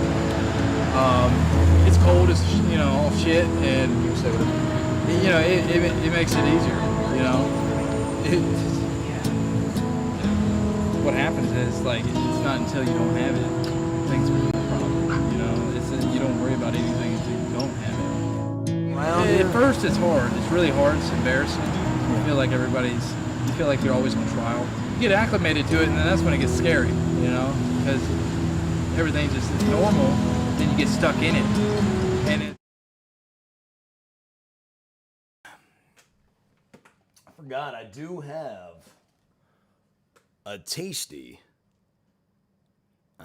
cup of coffee. It's ice cold, though. It was scalding hot, just like you like it. I mean, there's nothing like a nice, warm, hot cup of coffee. I mean, Convict Delight.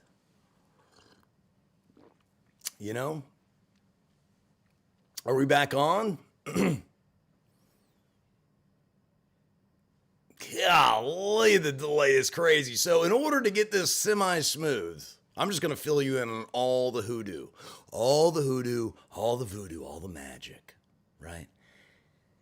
It takes a hell of a delay. Because if you look at yourself, you're going to be looking... Am I going to be looking into the past or looking into the future? I'm a little confused right now. I'm going to be looking into the past. Yeah. Anonymous Live says, Yanni, you live the editing skills. Very nice context, my dude. You know what's funny? Let me tell you a little story about cloves. So Fiji Water says, I think Yanni smokes cloves or American Spirit. First of all, American Spirits are utterly disgusting. Okay, I would never smoke. Oh, 100% all natural tobacco? No. Give me the additives. I want the carcinogens. I want the nicotine. I want the tar. I want the whole bit. I'm not smoking natural tobacco. This isn't 1723, okay? I want all the fucking chemicals, right? So forget about that. You remember that blue cat from the Forbidden line? I don't even know what it's Forbidden. The Forbidden live stream. Like, what was happening in this thing? Was it like German Scheisen scat porn or something? I mean, that seems kind of forbidden, right? Maybe some bestiality. Is that what was going on with one of these animals? And then it's even, I want one of those cats, dog. So hook it up, dog. Well, what is it? Is it dog? Is it cats? Now, first of all, I think that blue cats, British short hairs, you can get them blue. They're about $3,000. Good luck finding one. You'll have to probably drive way out of the way unless you live in like the breeder's part of the neck of the woods. They're hard to get your hands on, but they're great because they're like the bulldogs of cats. You know, they got the giant head and, you know, bulldogs, they're not, look, I've had a couple of English bulldogs, Winston and Quincy. God rest their souls. They didn't make it long. One of them was stolen from me in a residential treatment center. And yeah, so it was really, really, really unfortunate. Oh, wow. Well, you guys are really being generous today. Man, thank you very much, Kara Craig. I didn't know if I was supposed to use your name or something else, but Kara Craig donated $30.05 United States currency to Prison Junkie. So apparently the audio was so bad, you guys wanted lav mics for the next interviews, and I don't blame you. So there's your brass tacks. Let's get to it. Thank you very much, Kara Craig. That is huge. And again, like, I'm going to show you everything that I have. I don't have the screen caps of the receipts now. So maybe the next live stream I'll do that and we can just kind of catch up. I'll kind of show you what the stuff is. Maybe. I kind of don't want to show, I don't mind showing y'all, but you know, the difference between me and some other people is I actually know how to use this stuff. Right? And so if I do an instructional video on how to use it, like this does this and this does that, and this is how you do it, then everybody, they're already copying my approach to mental health and addiction. At least two people I can think of. Now all of a sudden they've got mental health issues. Not that they didn't before, but now they want to talk about it, and that's fine. That's good. I wanted to start and open up a conversation. Because like I said, when I started this, I certainly didn't expect to make a living doing YouTube. Really didn't have a desire to make a living doing YouTube. But I've had so many people reach out to me on Facebook Messenger, Twitter, used to, not as much anymore, Instagram, and a couple of you know who you are because I recognize your names. And we've had long conversations. I have a kid. Well, I say he's a kid. He's 32 years old. He's trying to kick kratom. And I'm always confused. Is it kratom? Is it kratom? Is it kratom? And I had a very long and illuminating experience with kratom. So, you know, it's not FDA regulated. There's lots of different strains of it. And a lot of it's really unknown. And what's funny is that the liver specialist that I talked to on Monday, when I got the results from my initial panels, which showed that I was still reactive. The plan was that I wouldn't be, but I am. You know, and the problem with that is, and I do have that screen cap. I don't know if I know how to show it right now, but you know, I don't know. I mean, do I make a video about it or not? I've kind of already vlogged the hospital thing, but the bottom line is this. Friday, I left Charlottesville really in a great mood. I was very enthusiastic. I was extremely tired, but knowing that, or feeling and getting every indication that I was going to be immune to this going forward, and physically I was going to return as close to normal as I possibly could, whatever that is. this leads me into my next thing, which was what happens when you try and help addicts and it goes all the way wrong. It's a video I shot hours of it. It went completely in a way I never expected, but probably should have. At least I should have expected chaos. And that's what my therapist told me today. She says, here's your problem. You have replaced, with these little excursions, you keep saying that you want everything to be raw and real and not really know what you're getting into until you get into it. But what happens when you get shot? Or what happens when somebody leaves drugs in your car? Or what happens when somebody's ODing in your car and you have a drug history, you're a convicted felon with drug charges, drug convictions on your record. Even though you didn't have anything to do with it, then what? You know, that's a hell of an explanation. I mean, you're more than welcome to search the car, but what if they drop something in the car? You really need this extra stress in your life? Forget about the temptation of using. You're putting yourself around people who are getting high. And I say, well, look, I'm doing this because I want it to be dangerous, right? I want to push myself to the edge to get the story. I want to be around those live bullets, and not live fire exercises, but the real bullets, to test myself if this is for real. I want to know. There's a piece of me that needs to know.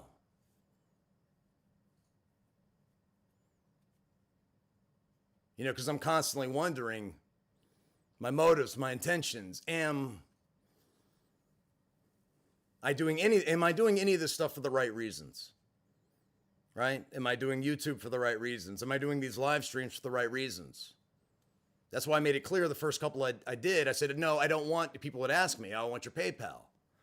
I want to donate. I want Superchat. I can't do a Superchat. My channel isn't monetized. Then I'm getting to the point where I'm very close to, okay, I'm going to have to get not only a full-time job, I'm going to have to go back to what I know. Maybe. I could get a menial labor job. I'm a pretty skilled, concrete stamper, backyard contractor. I owned a business, fences and patios and, pouring pads, that kind of thing. I have fiber optic certification. I even have an EPA license for refrigerants, a 608 license, I believe is what it's called.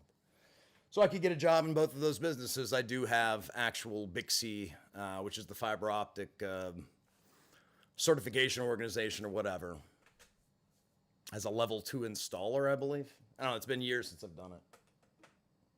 Because I've tried so hard to get out of the car business because it's so soul-sucking. There's so much manipulation. There's so much deceit. You don't even have to lie to someone. You're constantly trying to control people, control their attention,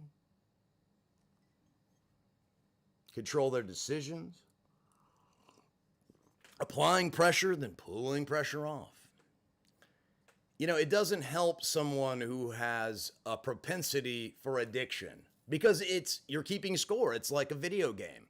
There's a board. There are people that you're competing with in order to be the top salesman of the month, which becomes a lot more important to me than the money. I just want to beat everybody.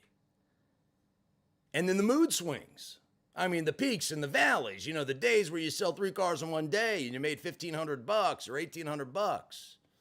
Or the one where you absolutely rip somebody's guts out and you might have made $2,000, 25, sometimes upwards of 40% on front end grosses. You can make money like that. It doesn't happen very often, but it does happen, especially with used cars.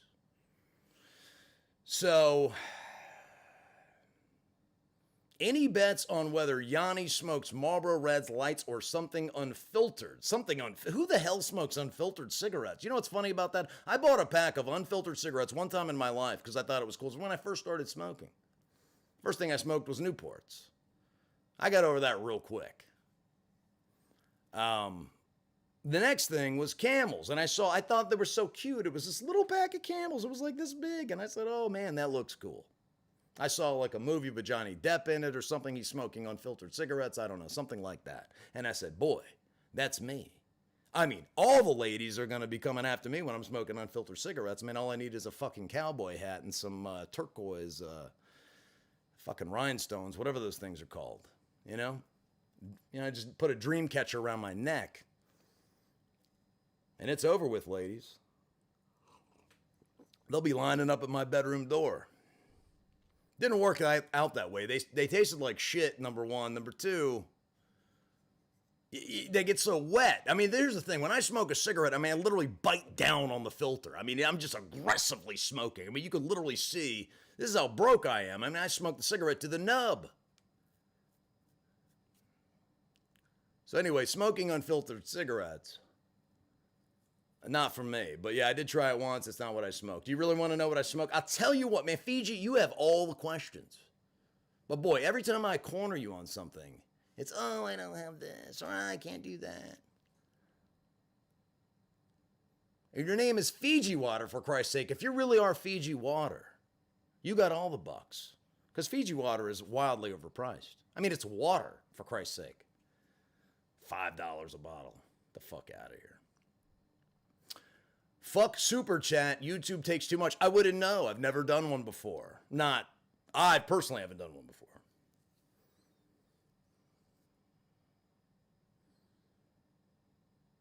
Is that what you have to do? It says, I used PayPal on the Streamlabs link, didn't join Streamlabs Prime or whatever that $5 fee was. I don't know anything about that. They really charge $5 to donate? It's like Ticketmaster. That's ridiculous. I ought to just give you my Zelle. But, I want a certain level of accountability there, again, because no one else is doing that, right? I really want to show you what I'm getting. What I really want to do is I want to do a 4K live stream. Full sound panel, A1 microphone,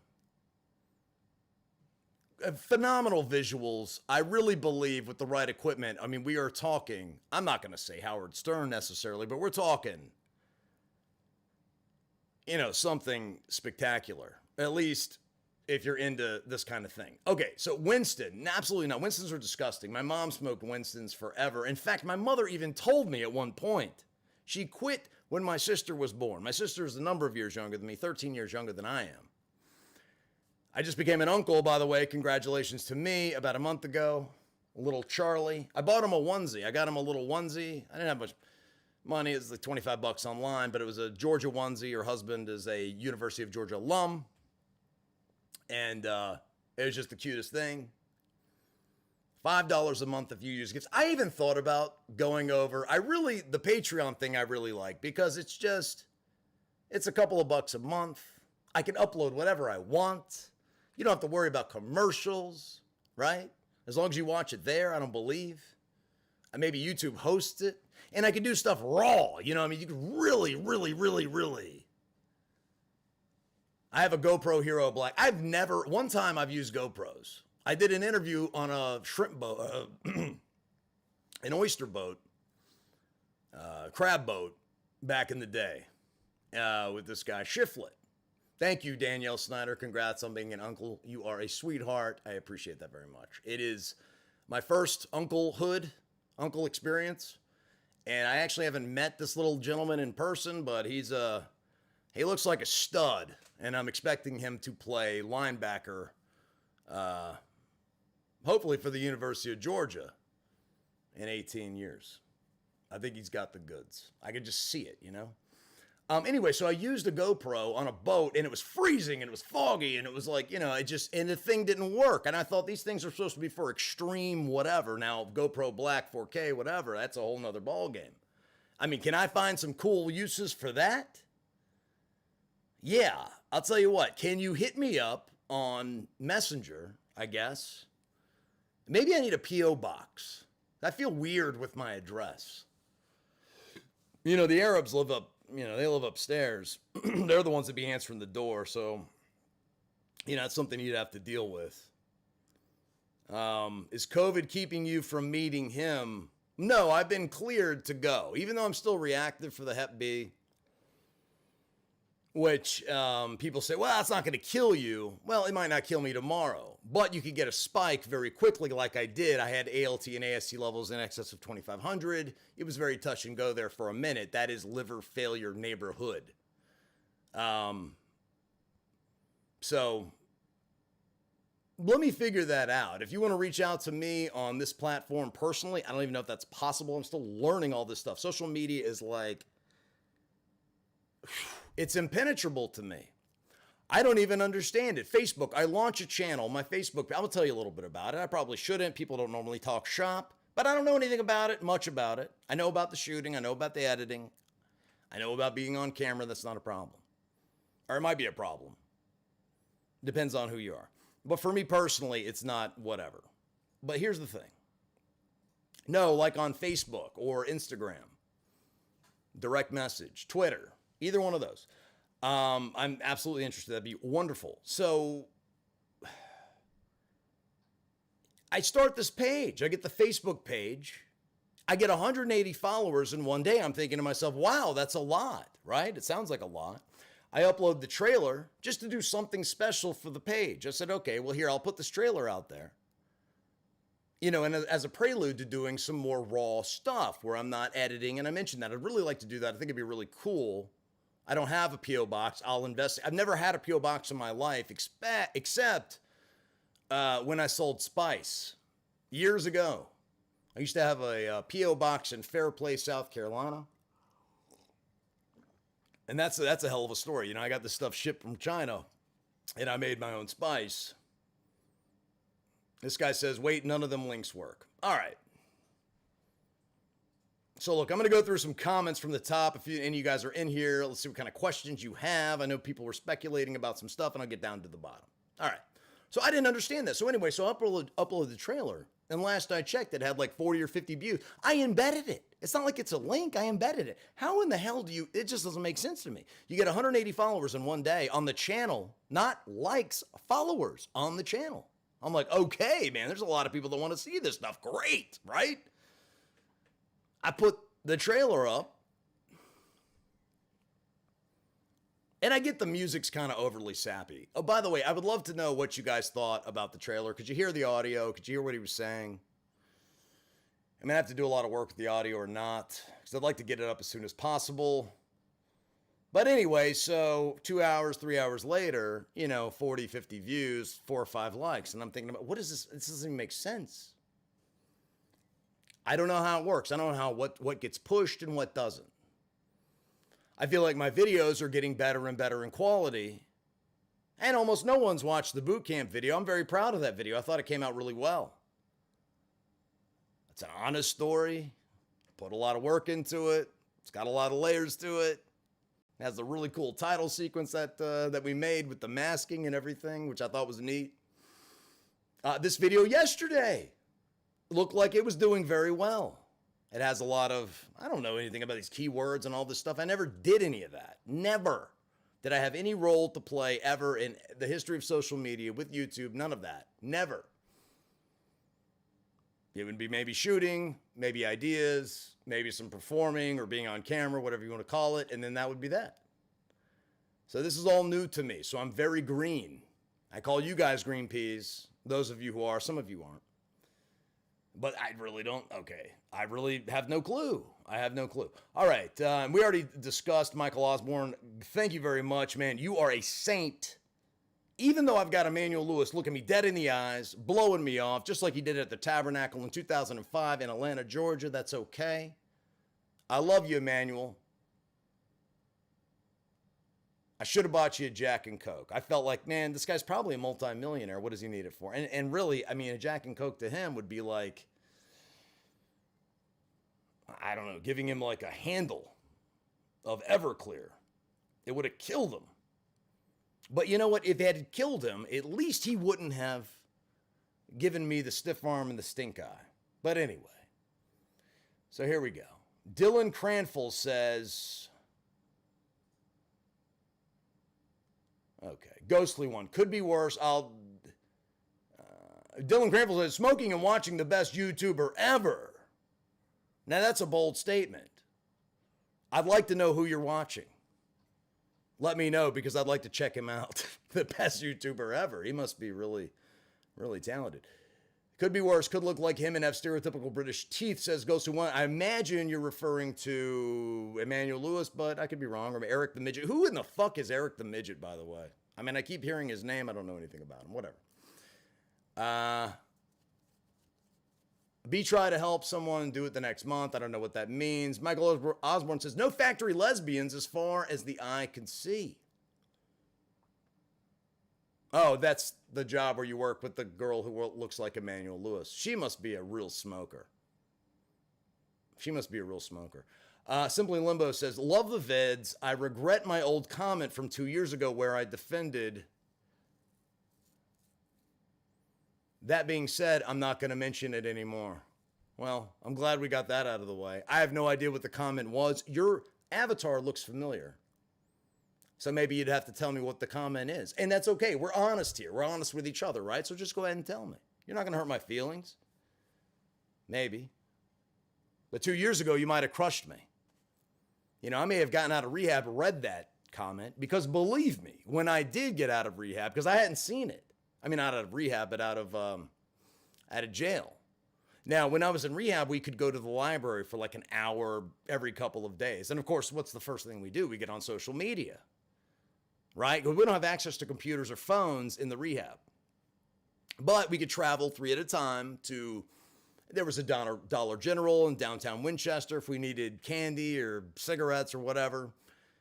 We could go by, there was a meeting at a vape shop called the Plume House. We'd go there, there'd be a meeting, you know, buy vape stuff for exorbitant prices. Really cool guy, dresses up, he's got like a little Gandalf hat, or little, it's huge. It's like the sorting hat from Harry Potter. And the beard and the whole bit. I mean, he looks like fucking Ian McKellen reincarnated without all the gayness. Nothing against gayness, I'm just saying. You get a lot of that in prison. So he says, the best stream you will ever see. You know, and this is an exclusive club, because we've been sticking around like the 40 to 50 neighborhood. We do this shit in the middle of the night. And Shotgun Piff says, might as well take my dose of methadone and start my day. Like Yanni said, sleep when I die. I mean, look, think about it. Think about it, okay? If you do sleep 8 hours per day, right? So that's a third of a day. There's 24 hours in a day, right? So every 30 years you're alive, you're sleeping 10 years. Imagine if you could get by on 4 hours of sleep per day. You'd be living sentient, awake, lucid, maybe, kind of. 5 more years every 30 years if you could get by on 4 hours of sleep a day. They say these are called super sleepers, right? They say Donald Trump is one of these people, right? That he sleeps 3 hours a day. At, what is he, 80 years old? If that's true, that's incredible. I think they say he's an Adderall addict or something, right? I don't know. I don't know anything about it. He's an interesting fella. All right. Might as well take my dose of methadone and start my day. Like Yanni said, sleep when I die. Hey, look, methadone, I have to tell you, yes, it can be manipulated, but I'm going to tell you this. On methadone, I started a very successful business. I took 110 milligrams for a year. It's great for instilling discipline and getting a schedule. You go there early, and if you do it the right way, you don't do any additional drugs. Eventually, I introduced alcohol into the mix, and I got a charge for assault on a law enforcement officer, which I've mentioned that story millions of times. I'd love to reenact that. I'd like to get on stage, reenact that whole sequence. Gurney bed, paramedics, the whole bit. God knows I know enough paramedics at this point as many times I've been to the hospital. It's crazy. Tyler Sweet says, keep it short today, Yanni. I have to leave for work in 9 hours. 9 hours? How short do you want me to keep it? You just want me to keep it to half a day? I can probably accommodate you on that one, Tyler Sweet. No problem. I'm your guy. Dylan Cranfield again. How you doing? You know how I'm doing, man. I am just making it. I got to tell you, man, the last few days have been unbelievably rough. There are times when I just say, you know, no more. There's just too much going on. It's overwhelming. Everyone wants personal contact because I want it too. Like, I get completely distracted with one-on-one conversations. And I'm like, oh, I should be editing this or shooting that, or maybe taking some time for myself, you know, my personal relationships. Because a lot of people have said, Yanni, you're getting a little too into this. What are you doing? I mean, I get a call from my stepdad and he says, okay, I see that you're up at 6 o'clock in the morning and you've been up since 4. What the hell is going on? And I'm like, I'm live streaming. He's like, who gives a shit? Go to sleep. Anyway. Mike Osborne says, no, I'm at work. Keep it going. I'm happy to do that. F that. 4:30 a.m. is great. I always wondered, if I started one at like 2 p.m. or 4 p.m., what would happen?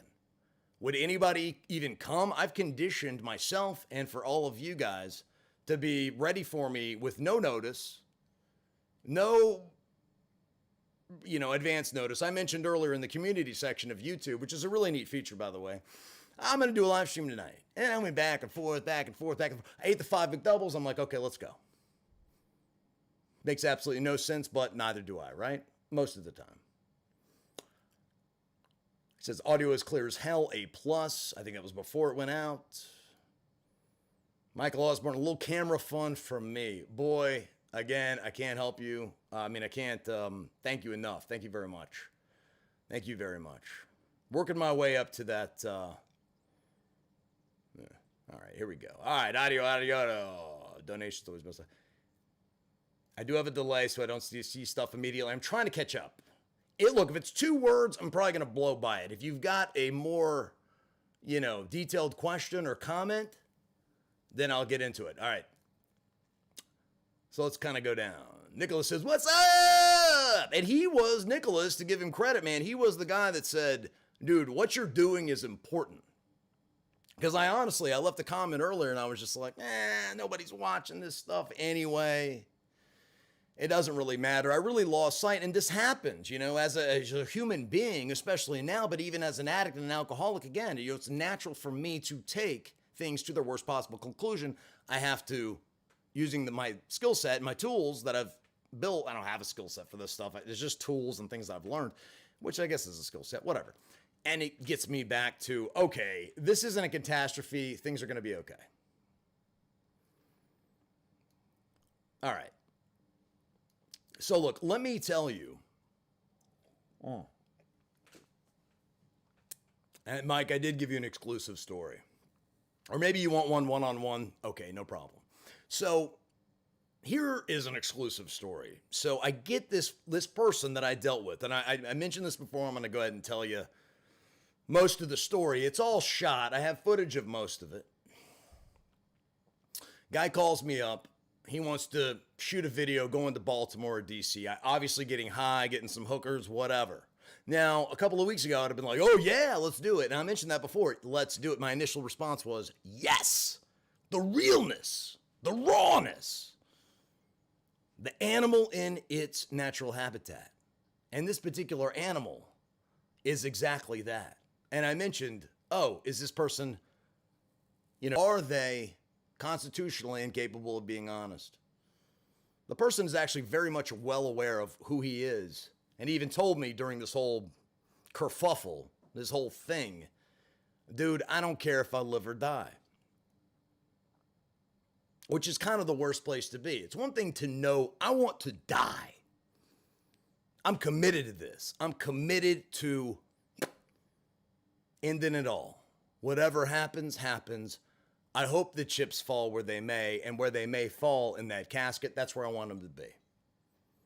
That's one place of being. The other opposite side of the spectrum is I want to live and I'm willing to do no matter what to survive, flourish, strive for the best, maybe not greatness, but, satisfaction here and there. Because I'm a big believer that happiness is mostly an illusion. You come up with goals, you have dreams, there are compromises along the way, but getting close and being satisfied with what you accomplished is for me, that's the feeling that I want. So I tell this person, no. We've been down this road. I'm not doing it. Hang up the phone. That's it. Because I literally wasted 3 or 4 days of my life, plus about a week of psychic energy. Spiritual energy, positive energy on this whole situation. It really just brought me to a standstill for like an entire week. Calls me up again. And the guy even calls me up and says, oh man, I got a pregnant woman in a crack house. Man, she's 6 months pregnant. Come out here and shoot this. I'm like, now, is there a part of me that wanted to document that? Sure. But now I'm responsible, right? Because I'm not high. To get her out of that situation, she may not want to go. She's damaging the unborn child in her body. Now, I mean, if you take it to its logical extension, women's libertarianism, they would say, well, this woman's right to have, but let's be real. I mean, come on. You're smoking crack. You're pregnant. Get the fuck out of here. It's ridiculous. It's horrible. You're fucking horrible, but you're an addict. And you just can't help yourself at this point because you're in active addiction. That's my thought process. But you get challenged along the way, right? So 30 minutes later, I find this horrible news out. For me personally, it's just not what I want to hear. And I'm furious. I'm like, I did everything right. I ate the right food. I didn't get high. I didn't get drunk. I didn't do any of this stuff. I kept away from people. I didn't get COVID. And even then, I only had an 8% chance of going chronic, 2% chance of liver failure or death, 90% chance of immunization, being immune going forward. And now I'm part of the 8%, possibly the other 2%. After a weekend? Are you serious? So I'm pissed. I'm like, woe is me. Fuck life and fuck everyone else. I get the call. I say, okay, maybe this is the universe telling me I need to get out of myself and help this person. I get a text from the same number saying, this guy is out of control. I gave him $25 to go to Baltimore. And if you're going to Baltimore, let's be real. The best diesel, that's where it's at. It's Baltimore. On the East Coast, that's where it's at. So that's obviously what that's all about. This person is so terrified of the situation she's in. I don't know her. I've never talked to this lady in my life. She calls me up immediately thereafter because I'm assuming that this number is what it is. So I say, where are you at? They say Berryville. Okay, 20 miles away, not even, like 18 miles away.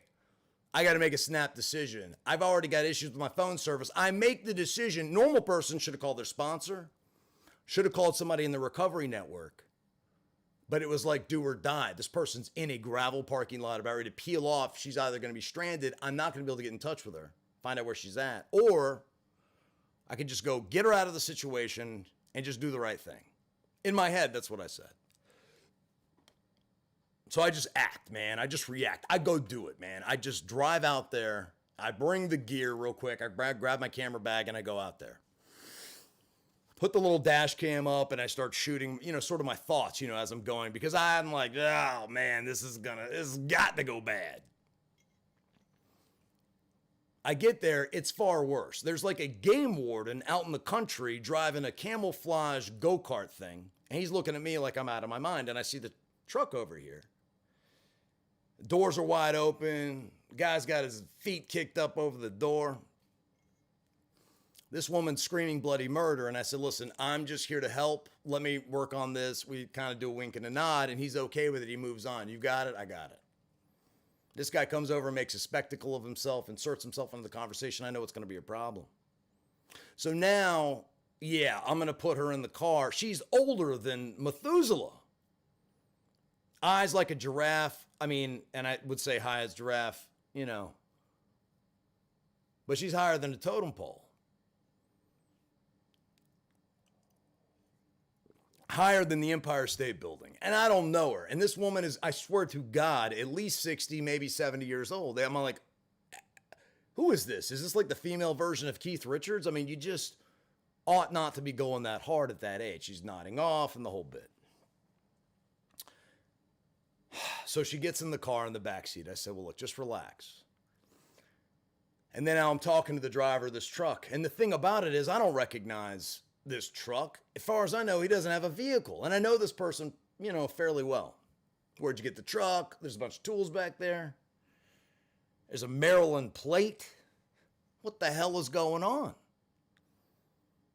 And he can't even look straight. He can't walk straight. He can't do anything straight.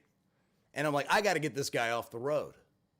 I got to get his keys, convince him to get in my car. I'll take them wherever they need to go, and that'll be that. She lives 30 miles away. Fine, I'll take her there. I know where he lives. He lives out in, about 40 miles away.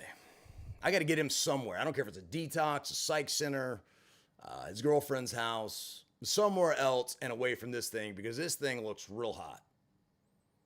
Because last I heard, he didn't have a car, he didn't have a light, he didn't have nothing. He's not going for it.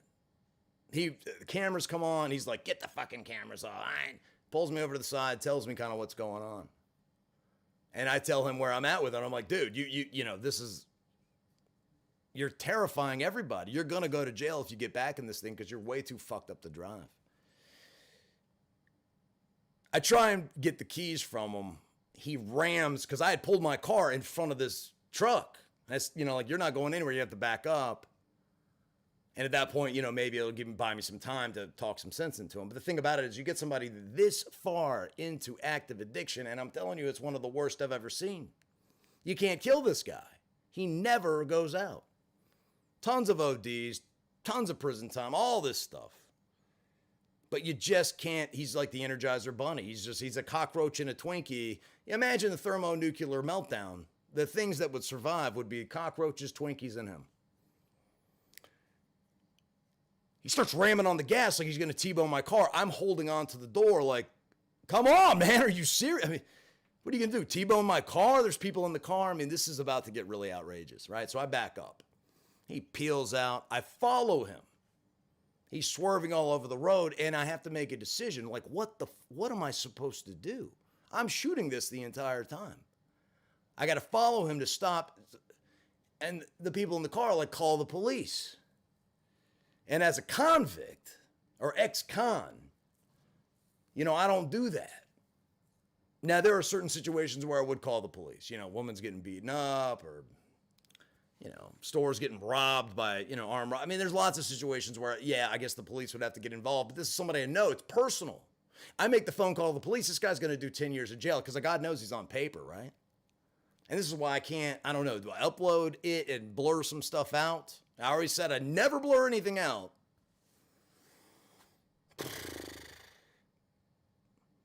But this is as real as it gets, man.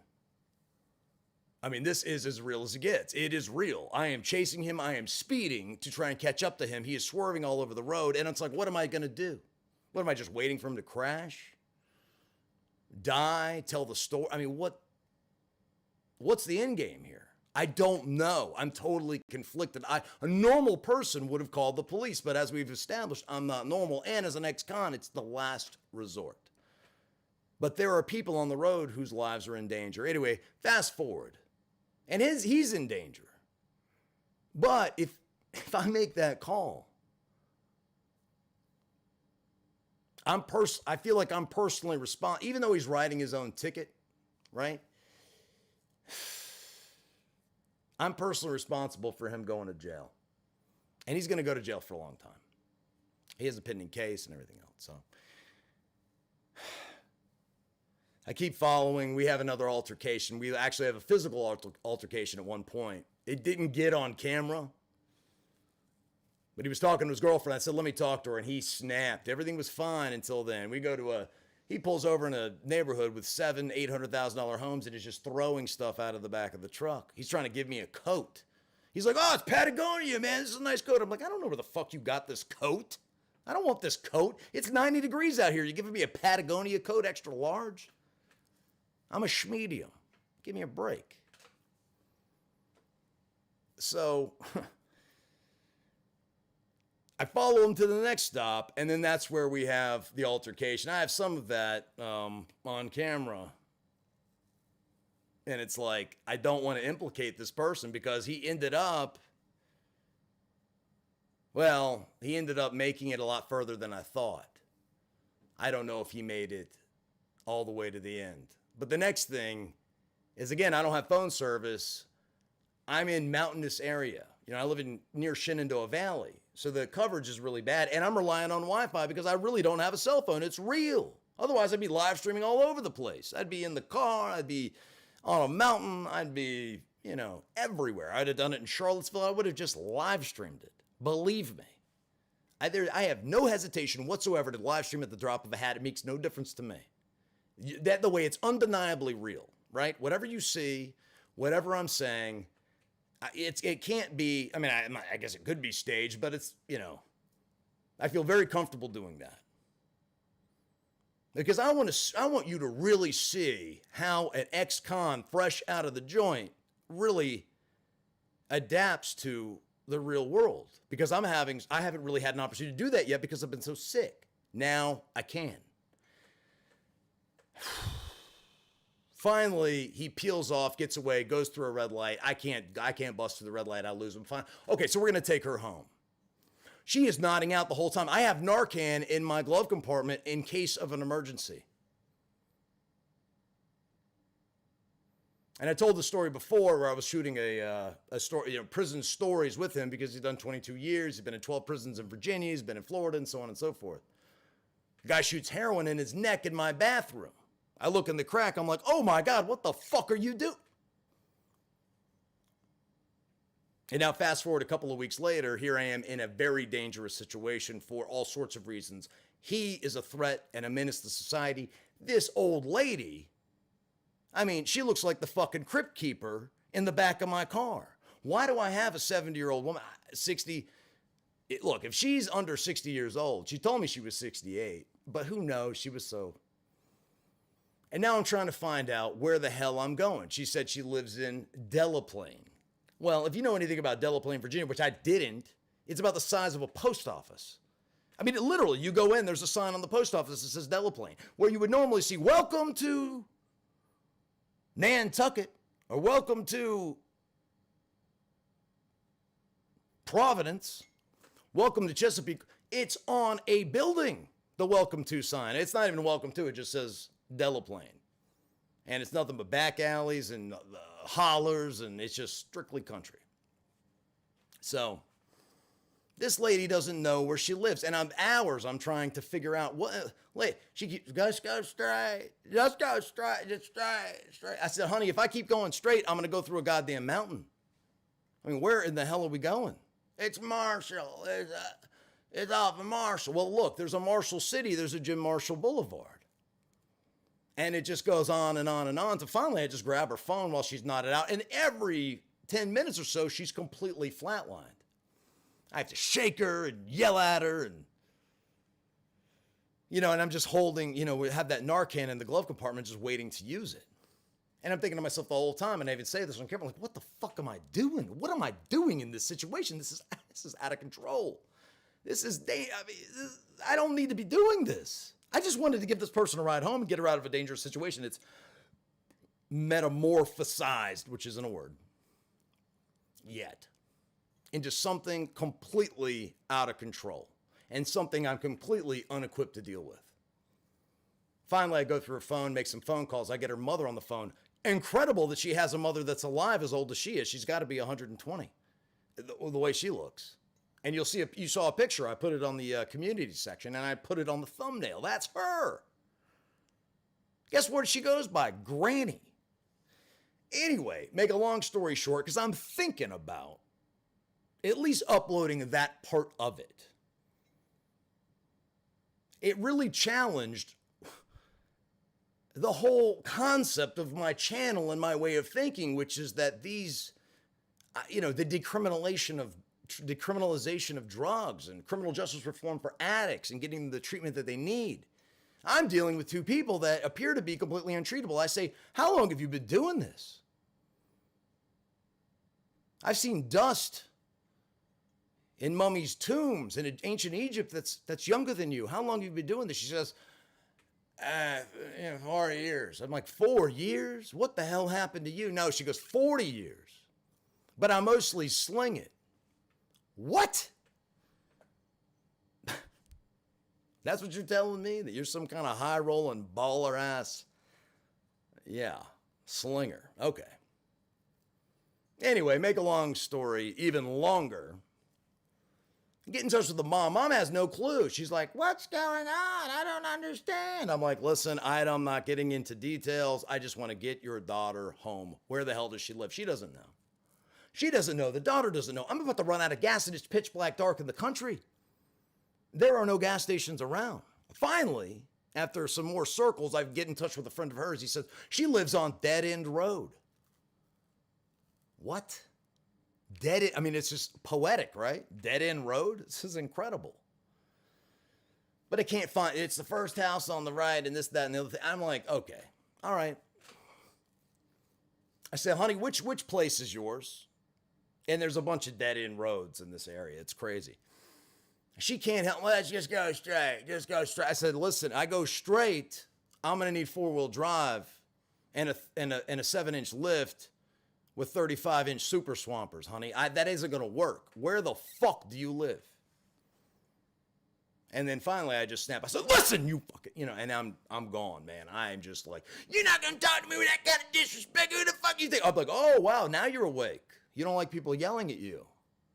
So I said, listen, you begged me to come out here and get you. You begged me to get you out of this dangerous situation. And here we are like 4 or 5 hours later.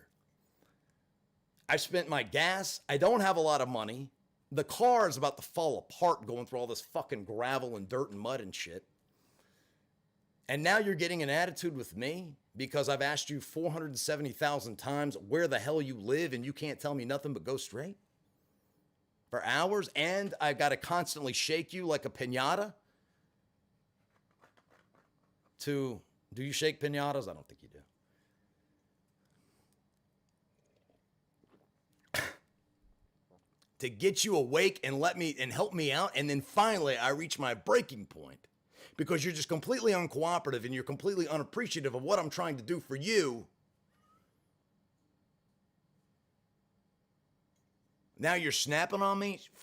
F you, screw you, you ain't gonna disrespect me, you're not gonna disrespect me. I said, I tell you what, I know we're close to your house, get out, just, whatever. She gets out, slams the door, she already wants to get out. I still would have taken her if she figured out where the hell she lived. She gets out, slams the door, cussing me the whole way, you're a piece of shit, and everything else. Starts slamming my car. Keep in mind, 5 hours ago, begging for me to come pick her up, a person she didn't even know, a person I don't even know. I'm just trying to get outside of my own head, out of my own bad situation, out of my own bad, negative self-talk, and get her to a safe place. And let's be real. I mean, she doesn't have a lot of tread left on the tires, and I look insane driving this old person around, right? So it's time. She gets out, I hear her now all of a sudden she knows how to use the phone. She knows how to call all her friends. Yeah, he left me stranded out here and he's trying to, and I'm like, are you kidding me? That's not all. I'm out of here. I am literally out of here. I'm on the most narrow country road ever. Trying to back out of this place is impossible. It's completely dark. Finally, I get back home an hour later. Somehow she's got my phone number. She calls me up and says, where's my drugs? Where's my drugs, motherfucker? I said, excuse me? Where's your drugs? What drugs? You left drugs in my car? You left drugs in my car. She goes, I'm outside. And if you don't have my drugs, I'm going to kill you. My cousin over here is going to kill you. I'm like, not only does this person have my number, but she's outside of my house? How is this even possible? So at this point, country people are crazy. Really backwoods country people that they got guns. They keep guns, whether they're hunting or anything else. You got the, Minutemen out there, the militia. I don't know what the hell I'm walking into. So, I'm slinking around Turns out there is no one outside. She says, well, I'm going to fix you. I'm going to catch up with you one of these days. She calls me 30 minutes later. And I said, listen, I didn't see you. I tried to find you. But she's obviously mistaken. I went through my whole car. There's nothing in there. But that was it. That was the thanks that I got for. And I didn't expect, her to give me a big hug and say that she saved my life. But I did expect her to at least get out of the car and not be an asshole.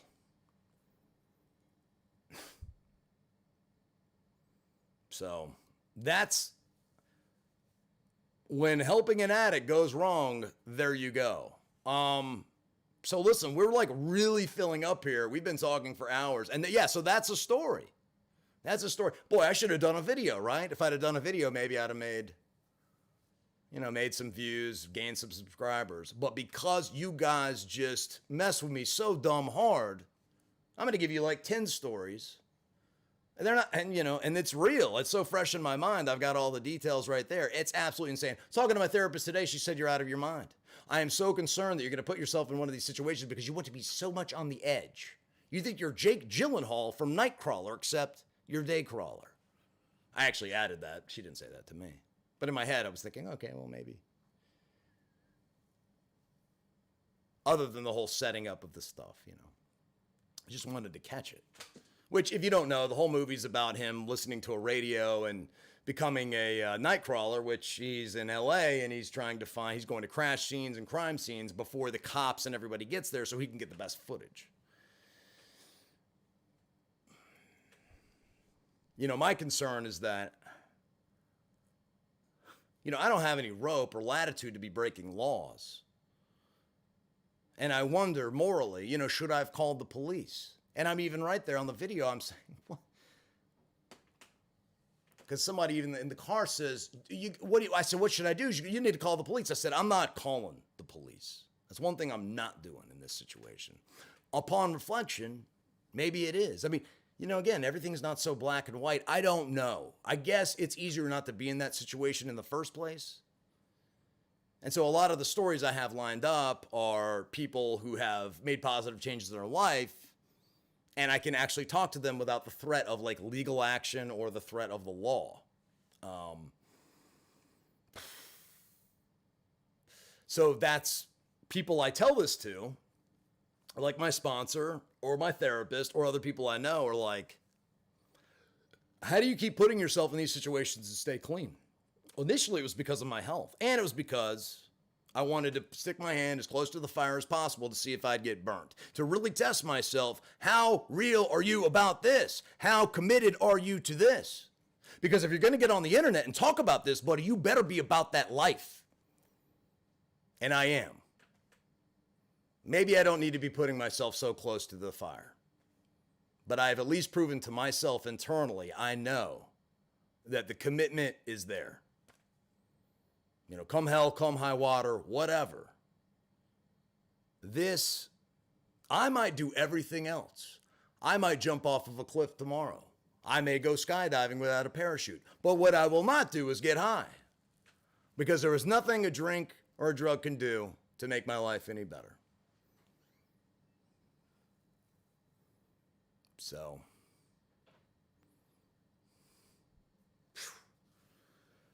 I'm sweating after telling that story. I mean, that was, so like I said, I've got most of this on video.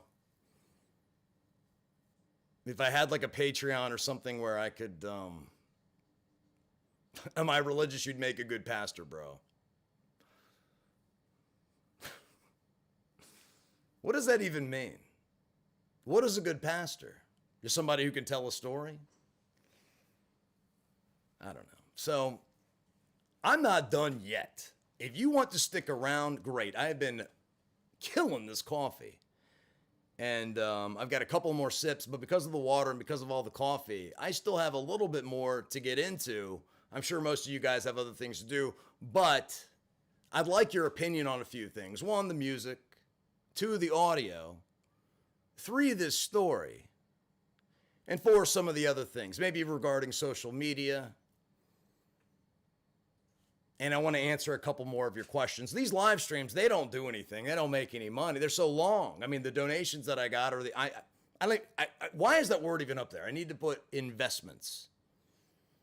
Because that's what it is. It's investing in the health of the channel and my ability to consistently upload content that is as real as I can get it. But I appreciate the, appreciate the compliment. So look, let me go ahead and take another break. I'll go ahead and throw the trailer for tomorrow's video up. And Blue Cat Wrangler, that would be extremely difficult. I'm going to go back through the comments. So if you want to stick around, you want to hear, a shout out, some recognition, an answer to your question, I'll do my very best to give you all of the above. So let an old man take a break. and I'll be right back. Sound good?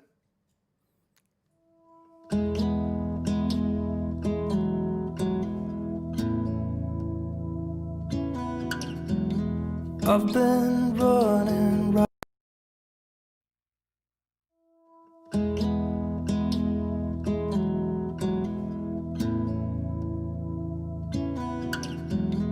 I've been running round in circles, chasing my tail and lost my way, seeking shelter in different corners, never finding a place to stay. Somehow ended up here on the ground. Brother, help me up, I've fallen down. Originally, when I came here, I got a job pretty quick, got out of the shelter, and then, hard times fell with my roommate, and I got put back on the street. The shelter wasn't an option, so, push come to shove, here I am. Just like father did when I was young. I don't know how I could be so dumb. But it was the dead of winter. We're living in a basement that's unfinished. It's cold as all shit, and it makes it easier. What happens is it's not until you don't have it things become a problem. It's you don't worry about anything until you don't have it. At first, it's hard. It's really hard. It's embarrassing. You feel like you feel like you're always on trial. You get acclimated to it, and then that's when it gets scary, because everything just is normal, then you get stuck in it.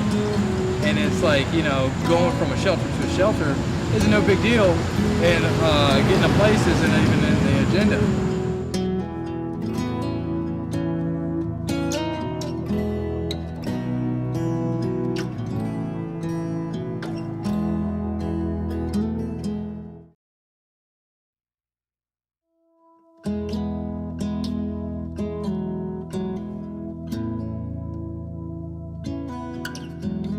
I've been running round in circles, chasing my tail and lost my way, seeking shelter in different corners, never finding a place to stay.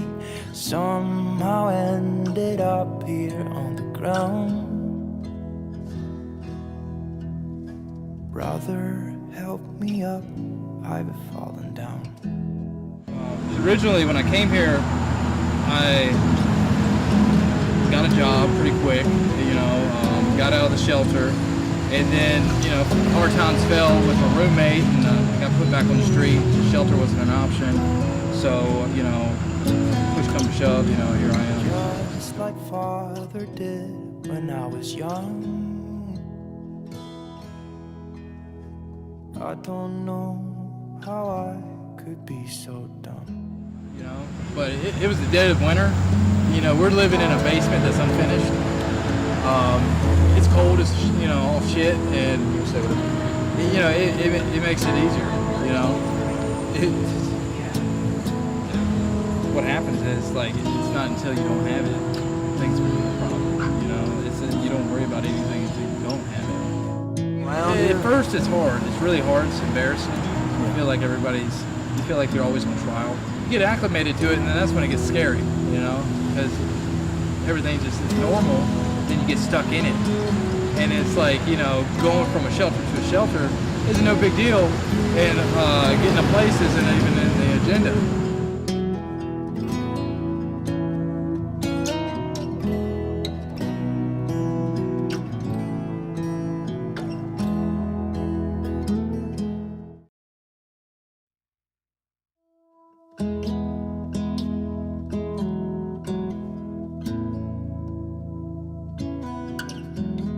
I've been running round in circles, chasing my tail and lost my way, seeking shelter in different corners, never finding a place to stay.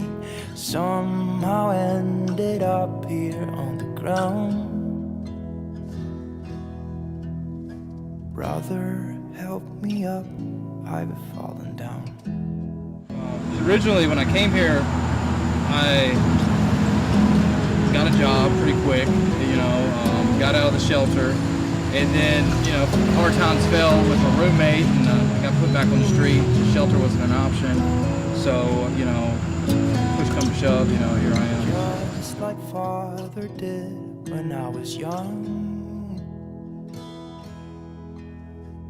I don't know how I could be so dumb. But it was the dead of winter. We're living in a basement that's unfinished. It's cold as all shit, and it makes it easier. What happens is it's not until you don't have it things become a problem. It's you don't worry about anything until you don't have it. At first, it's hard. It's really hard. It's embarrassing. You feel like you feel like you're always on trial. You get acclimated to it, and then that's when it gets scary, because everything's just normal, and you get stuck in it. And it's going from a shelter to a shelter is no big deal, and getting a place isn't even in the agenda.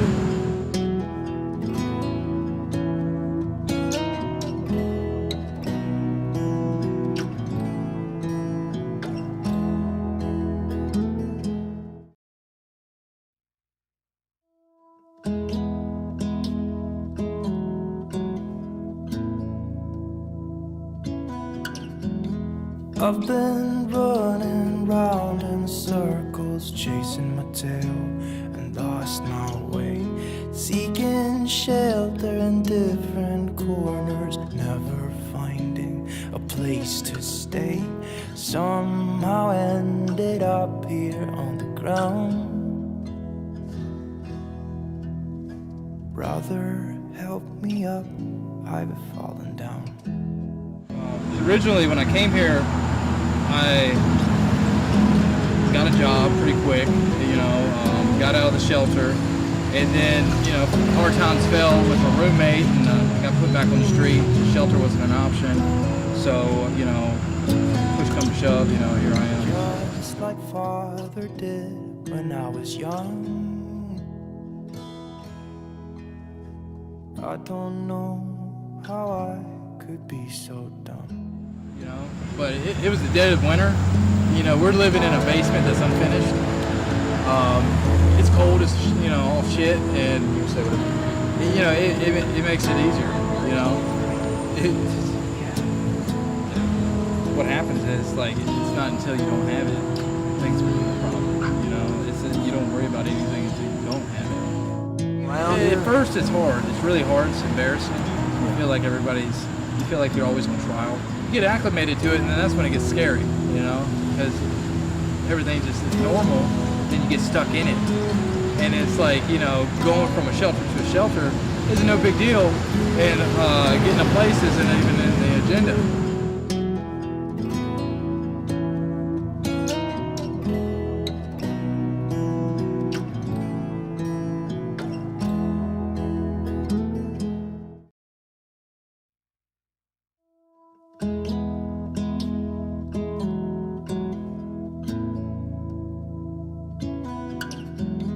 I've been running round in circles, chasing my tail and lost my way, seeking shelter in different corners, never finding a place to stay. Somehow ended up here on the ground. Brother, help me up, I've fallen down. Originally, when I came here, I got a job pretty quick, got out of the shelter, and then, hard times fell with my roommate, and I got put back on the street. The shelter wasn't an option, so, push come to shove, here I am. Just like father did when I was young. I don't know how I could be so dumb. But it was the dead of winter. We're living in a basement that's unfinished. It's cold as all shit, and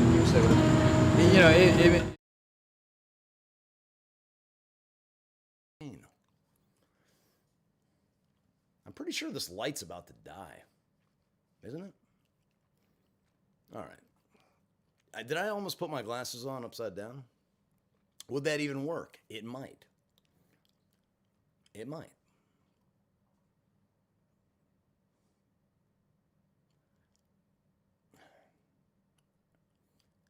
Okay, here we are, going back in time to the delay. Once again, thank you very much, Magic Mike, for the $69.95. I love that number. Thumper7 with $30.05. And I know that there was Kara Craig as well. And then KEK, Keck, I guess. Now, I don't, look, I'm... All right, so I'm going to roll it back. I'm literally rolling it back 2 hours. It's 6:50 now. I mean, I'm looking at stuff from 4:35, and I realize, man, I haven't even touched any of that. So I'm going to kind of... Okay, Nurse Tammy G is here. Yanni, because I did mention that there was at least one nurse in here, and that's good to see. And I do know that you actually are a nurse, because why?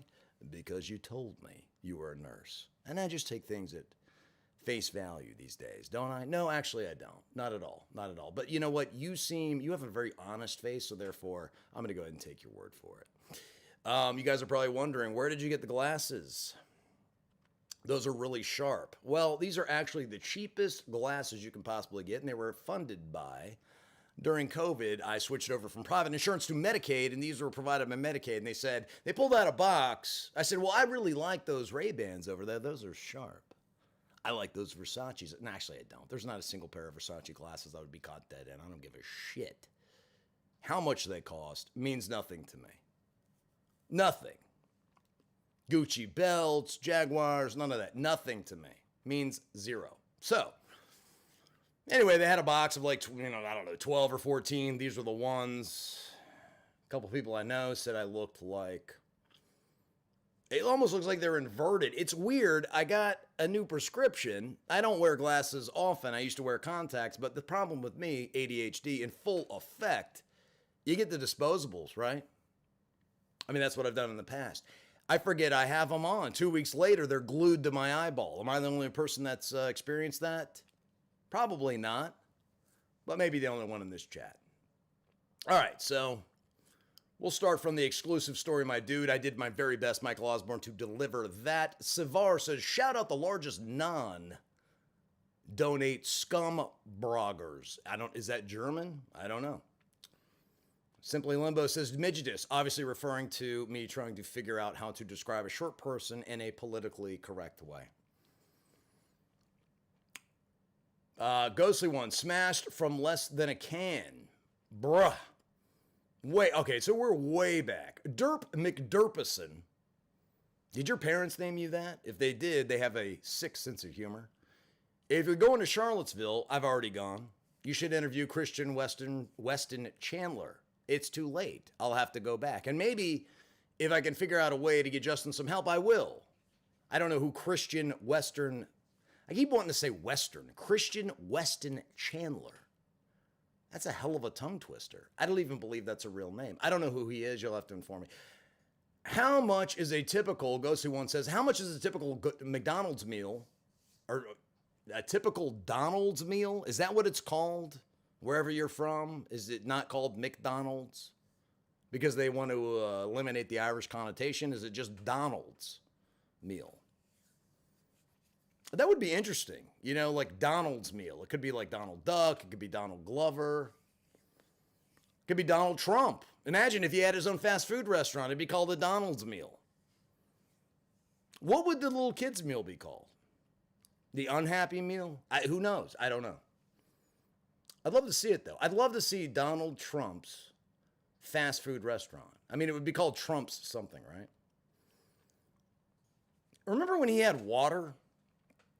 He went around to a bunch of late night talk shows and was pitching his Donald Trump spring water. I don't know if you guys are old enough to remember that, but boy, that was a hot item. So anyway, how much is a typical McDonald's? It just depends. I mean, if you're a cheapskate like me, if you're going to eat McDonald's and it's going to be trash, you can get by $4 if you use the app, a large fry, 2 McDoubles, Make sure to switch up what's on it. That way they make it fresh. Don't get the stuff out of the microwave. And then your large, any size drink. Who can beat the $1? You know, you go to Wendy's, it's almost $3. You go to Taco Bell, it shocked me. I went to Taco Bell the other day. Absolutely disgusting food. I'll never get a sponsorship from Taco Bell. I don't want one. But I have a buddy of mine, he loves Taco Bell. I mean, you have to be a pothead. You have to be a complete stoner. You have to be a tree freak to like Taco Bell because it all tastes the same. I can't tell the difference. It's like something a dog would eat. I mean, a dog, you open the can, you put it in the bowl, maybe mix it with a little kibble, and then that's what you eat every day, right? I mean, the dog pretty much eats the same stuff. Every once in a while, it gets some table scraps. But that's like Taco Bell to me, except they wrap it in a flour tortilla, completely empty carbohydrate, turns right into sugar, straight to your belly, straight to your ass, jiggling for a week. Lay off the tortillas just like bread. No different. McDonald's cookies always get me. What do you mean they get you? Like you're tripping balls and they're like chasing after you in the playpen, the McDonald's play place where I didn't even know McDonald's had cookies. Is that for real? Really? I mean, do people go out of their way to go get McDonald's cookies? It just sounds crazy to me. Like there's so many better places to get cookies. But okay. All right. Oh, he is in the EU. At least my country, that's like $8 to $10 to feed one person. All right. Snowman's Angel says LMAO. Hopefully you're talking about me, or maybe you're not. Either way, I'm glad you're laughing, and that's great. Tammy G says, love listening to this guy talk. Yanni can make any subject interesting. Think about the driest subject you can possibly imagine. That would be an interesting challenge, and see if I could make it interesting. Would it be actuarial tables? You know, from like insurance, life insurance? If you can make that interesting, I actually think that I could. All right. I just got my license back as well, 15 years without them and 9 years clean without them. That is a miracle. 9 years clean without a driver's license.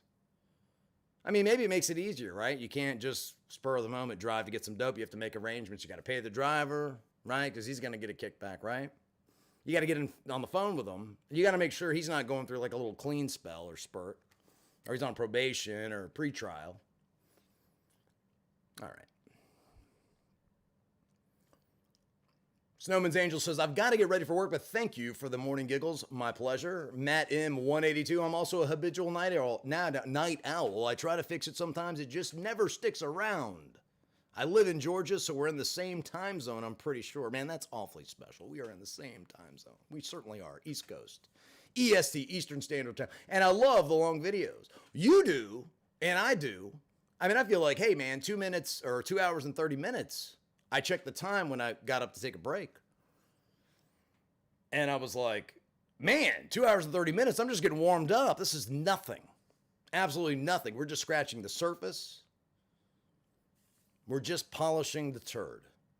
Just the first coat of wax. We're not even at the polish stage yet.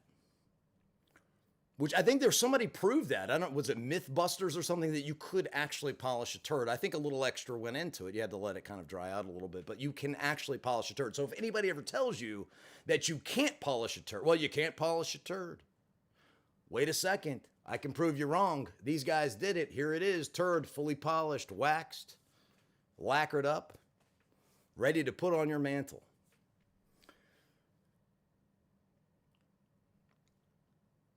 How much are lapel mics, says Michael Osborne? He's already gone, so it really doesn't matter. It all depends on the quality. I mean, if you want to get the top notch, the creme de la creme, the A1, I mean, they can... Look, for microphones, you can pay as much as you want. Much as you want. I know a guy, sort of, through a friend. He sold 35 million records. Crazy that, microphone he uses is like $3,500. One of those blue bottle type things, Neumann, something like that. $3,500. All right, so just got here. What did I miss? Fiji. Oh my God, we are way behind. Still can't decide if that's a green screen or not. I'm thinking about getting back there and just taking a nap, just to prove it once and for all that this is not a green screen. It is absolutely real. That is where I sleep each and every night. Why? Because I just can't break out of this institutionalization. It's sick. I need help. I need fresh air. Finally, I can get it a little bit, even though now I'm sicker than I ever thought I would. It looks like people are leaving, and that's fine. You know what? You want to leave because I'm answering questions? That's no problem. I bet you're awesome at selling cars. You have that gift of gab. Well, it takes a lot more than gift of gab. Anybody can talk. But what are you talking about? I mean, you got to be always steering back to the deal. Always steering back to the deal. Always be closing. Glengarry Glen Ross. Put that coffee down. Coffee is for closers only. You think I'm fucking with you? I am not fucking with you. I'm here from downtown. I'm here from Mitch and Murray, and I'm here on a mission of mercy. Horrible acting, sorry. Did that monologue in theater, actually. AIDA, attention. Do I have your attention? Interest. Are you interested? I know you are, because it's fuck or walk. You close or you hit the bricks. Decision. Have you made your decision for Christ? And action. AIDA. People are out there waiting to give you their money. Guy don't walk on the lot lest he wants to buy. They're sitting out there waiting to give you their money. Are you man enough to take it? Actually, he says, are you... fuck it. I already screwed it up. Might need another rehearsal on that one. Fiji Water, boy, you are one cynical guy. He really raked in some dough from live streaming tonight. Good for him. I raked in equipment money to make this smoother and make everything better. That's it. Receipts will be shown. Accountability will be had. You know, we're not doing GoFundMes for, Rolls Royces over here. Okay.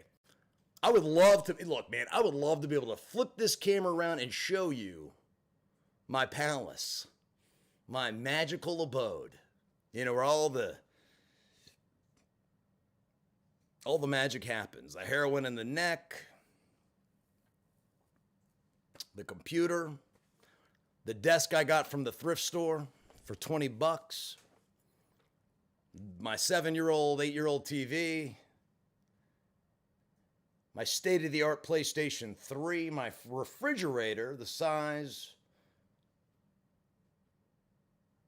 of a Yeti cooler, and my microwave, the size of a shoebox. I would love to show it to you. Just see how well I'm living. Boy, am I living like a prince over here. Dylan Cranfield says my RMR is 2215. Now, that's tremendous. So that's a good place to start. If your RMR is 2215, that means you're very young.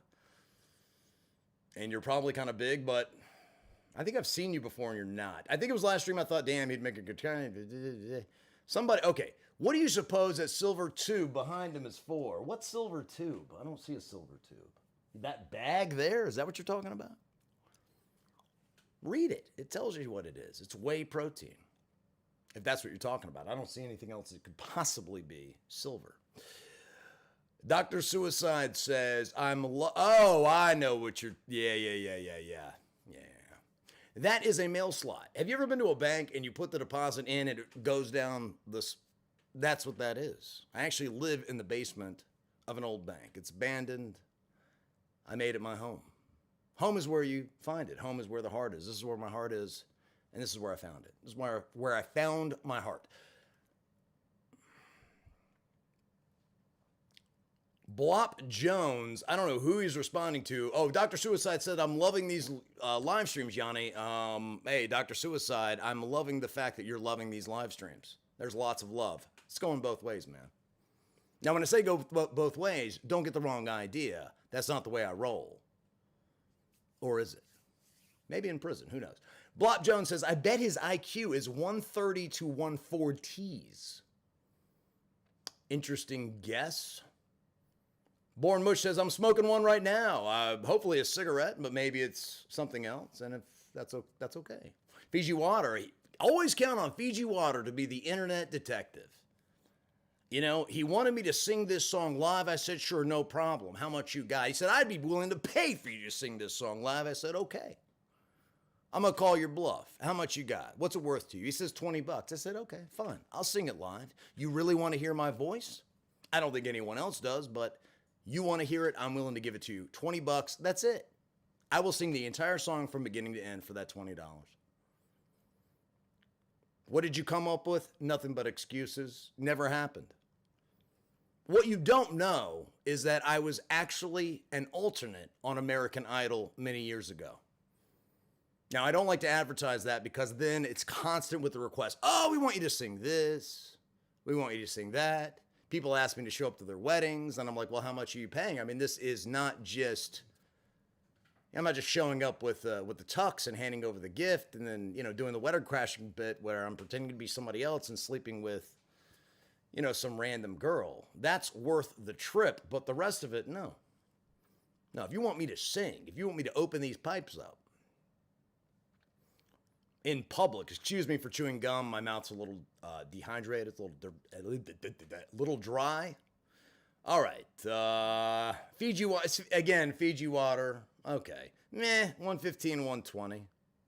That's not fair, 130. Make a decision. Dylan Cranfield thinks I'm have an IQ higher than Albert Einstein. 165, 187. Keep going up.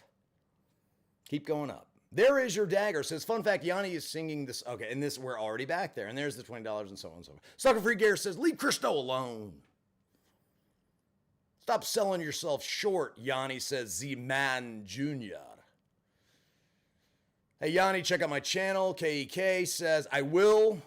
Just as soon as I get out of here, maybe get a little bit of rest, I'll be happy to do it. Jaggirl says, oh, it's Yanni, the guy from blah, blah, blah, LPL. I don't know what that means. Oh, LOL, you corrected me. Okay, now we're at 541. We're moving on up. U.S. citizen Mr. KEK went to Syria after leaving military to join YPG. And yeah, we talked about this before, that I had a friend of mine that wanted to actually join the same organization and couldn't, either because of his girlfriend or because there was some sort of drug thing that prevented him from joining.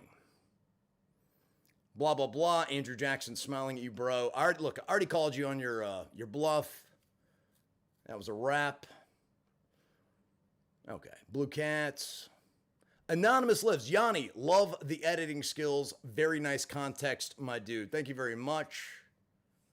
Thank you very much. I really do appreciate it. I don't have a lot of practice, or we don't have a lot of practice over here. At Prison Junkie, bubblegum and duct tape, fake it till you make it. Watched a few movies, watched a few documentaries, and there you go. Doing the best I can. Pure instinct. Doing the best we can. Content, not context. LMAO, just woke up. Gotcha. All right, let's get down to brass tacks here. Oh, the Blue Cat. Okay, so we're all the way back. Thumper7 just tipped $30.05. I know this is an hour and 15 minutes late, but I'm catching up. I told you I was going to call out everybody. I was going to ask. If you asked a question, I was going to answer the question. Any bets on whether Yanni... Thank you very much, Thumper7. Means the world to me. Seriously, it matters, and it's going to make everything better. Maybe not me personally, but it'll make all this better. Fiji Water, the man that just never stops talking and never stops welling and never stops flexing, that never stops selling wolf tickets. Any bets on whether Yanni smokes Marlboro Red Lights or something unfiltered? We already talked about that. Sucker Free Gear says, I want the Russian blues. Stop holding out. I saw what you... Okay, so we're talking about cats. Bob Jones says, I love my bulldog, man. They are the best dogs ever. They are. I mean, they are. They are. Are they the most intelligent animals ever? No, although mine could actually open up the door and close it behind him. Quincy the bulldog. One of these days I'll post pictures of him.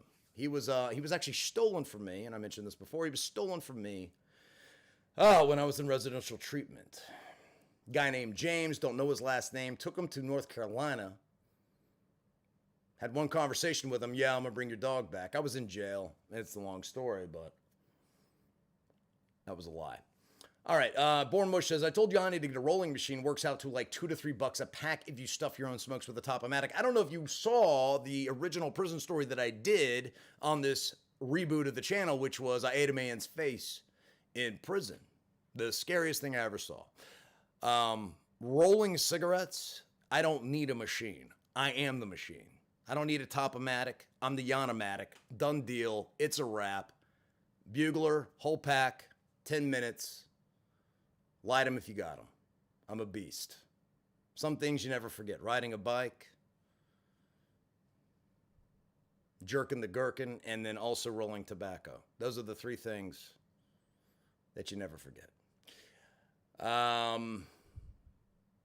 Okay, so Born Mush. Everyone thinks Kratom is like this harmless thing. Wow, says Blob Jones. I was just thinking about asking you about Kratom. And then Thumper7 says, some people think it's from the earth, it's harmless like toxic mushroom or poison berries. Do people eat berries to get high? Is that a thing? I mean, mushrooms, of course, sure. I mean, back in my day, I had to connect with fish.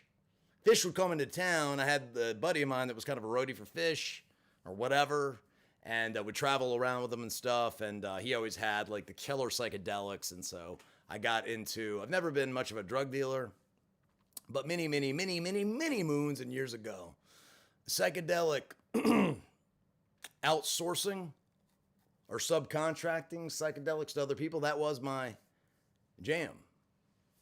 It looks like I'm really freezing here. Is that what's going on?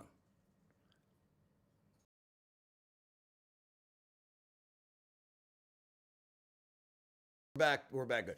Okay, so John Meehan says, I had a pretty successful kick with Kratom. I found it too gross to have any recreational potential. I'm here to tell you that Kratom is like number 2 on the list. They were telling me what is damaging to your liver, especially the condition that I have. Number 1 is alcohol. Number 2, they think there's very little research on this drug, right? It's not FDA approved. They put only, God knows, what in this stuff. And there was a time when I thought I was clean, but I was taking this Kratom. And I said, well, look, it's over the counter. It's legit. The effect is pretty mild, I thought. But it does come with a lot of problems. It's been quite some time since I've taken Kratom, but I actually have a video. I know all about this stuff, inside and out. And it's not just me, it's going to be a few other people to talk about it, because I think it's important. Kratom is, there's a lot of facets, a lot of ins and outs to Kratom. But it's not harmless. Was I just thinking about it? Okay. Sometimes I just lose track. Again, I don't have a computer or laptop. I'm literally scrolling with my phone. Let's chit chat. I saw that. God, with the cat. Some of you people, you get on a one-track mind. It's like me with, I get it. I understand what it's like to be hyper fixated and focused on one thing and obsessive and compulsive about it. But with blue cats and Kratom, you guys are out of control. Fiji, I ate some mints earlier. Now I got heartburn. Cookies and cream is where it's at. Fascinating stuff. Tell me more. Yanni, check out my channel if you want the live bullets. I do. I don't know if I should upload more. I recorded everything I did in the military and with the YPG in Syria. Yeah, I'm fascinated with that. Military documentaries are definitely something that is interesting to me. Military movies. Yeah, come on. Saving Private Ryan, is there anything better? Jag Girl, not good to put yourself into those situations because you can make some great friends who are addicts. You'll eventually stumble. I don't disagree. The problem is being in recovery, once you get to a certain point, you are going to be around addicts. Now, you might just be around them at a meeting, but if you're really going to go out there and get your hands dirty, there are these situations that you'll find yourself in where somebody will be on the edge. They'll be on the very edge. 51-49, 49-51, 50-50. And you just blow on them just the right way. Don't get any ideas. You just give a little push. Sometimes all they need is just a little push, a little extra direction, a little extra initiative. And that could get them in the right place. And once you get them in the right place, then the magic, the miracle can happen. That's real. Okay. I should sling cats. Okay.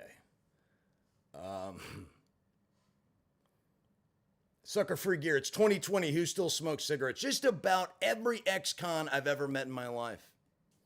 I mean, really. Then you throw AA and NA into the mix, and we're talking cigarettes and coffees as part of the deal. Mike Beck says, this camel looks like Jay-Z. I don't see the resemblance, but you... Okay. All right. Congrats on being an... Oh, wow. We are... Is COVID keeping you from meeting him? No. No, it's just a matter of, is my car going to make it 5 hours to Chesapeake? I'm not sure. I guess I just have to roll the dice and take my chances. I'm actually waiting for someone who needs to go in that direction. There are a lot of... the recovery community is quite large here, and a lot of them come from Virginia Beach and Chesapeake to here. They go to rehab, and they live in Oxford houses like I did, and then they either make a life here, or eventually they go back home, or they need to visit home. And a lot of people, let's face it, I mean, addicts don't have licenses for obvious reasons. Okay.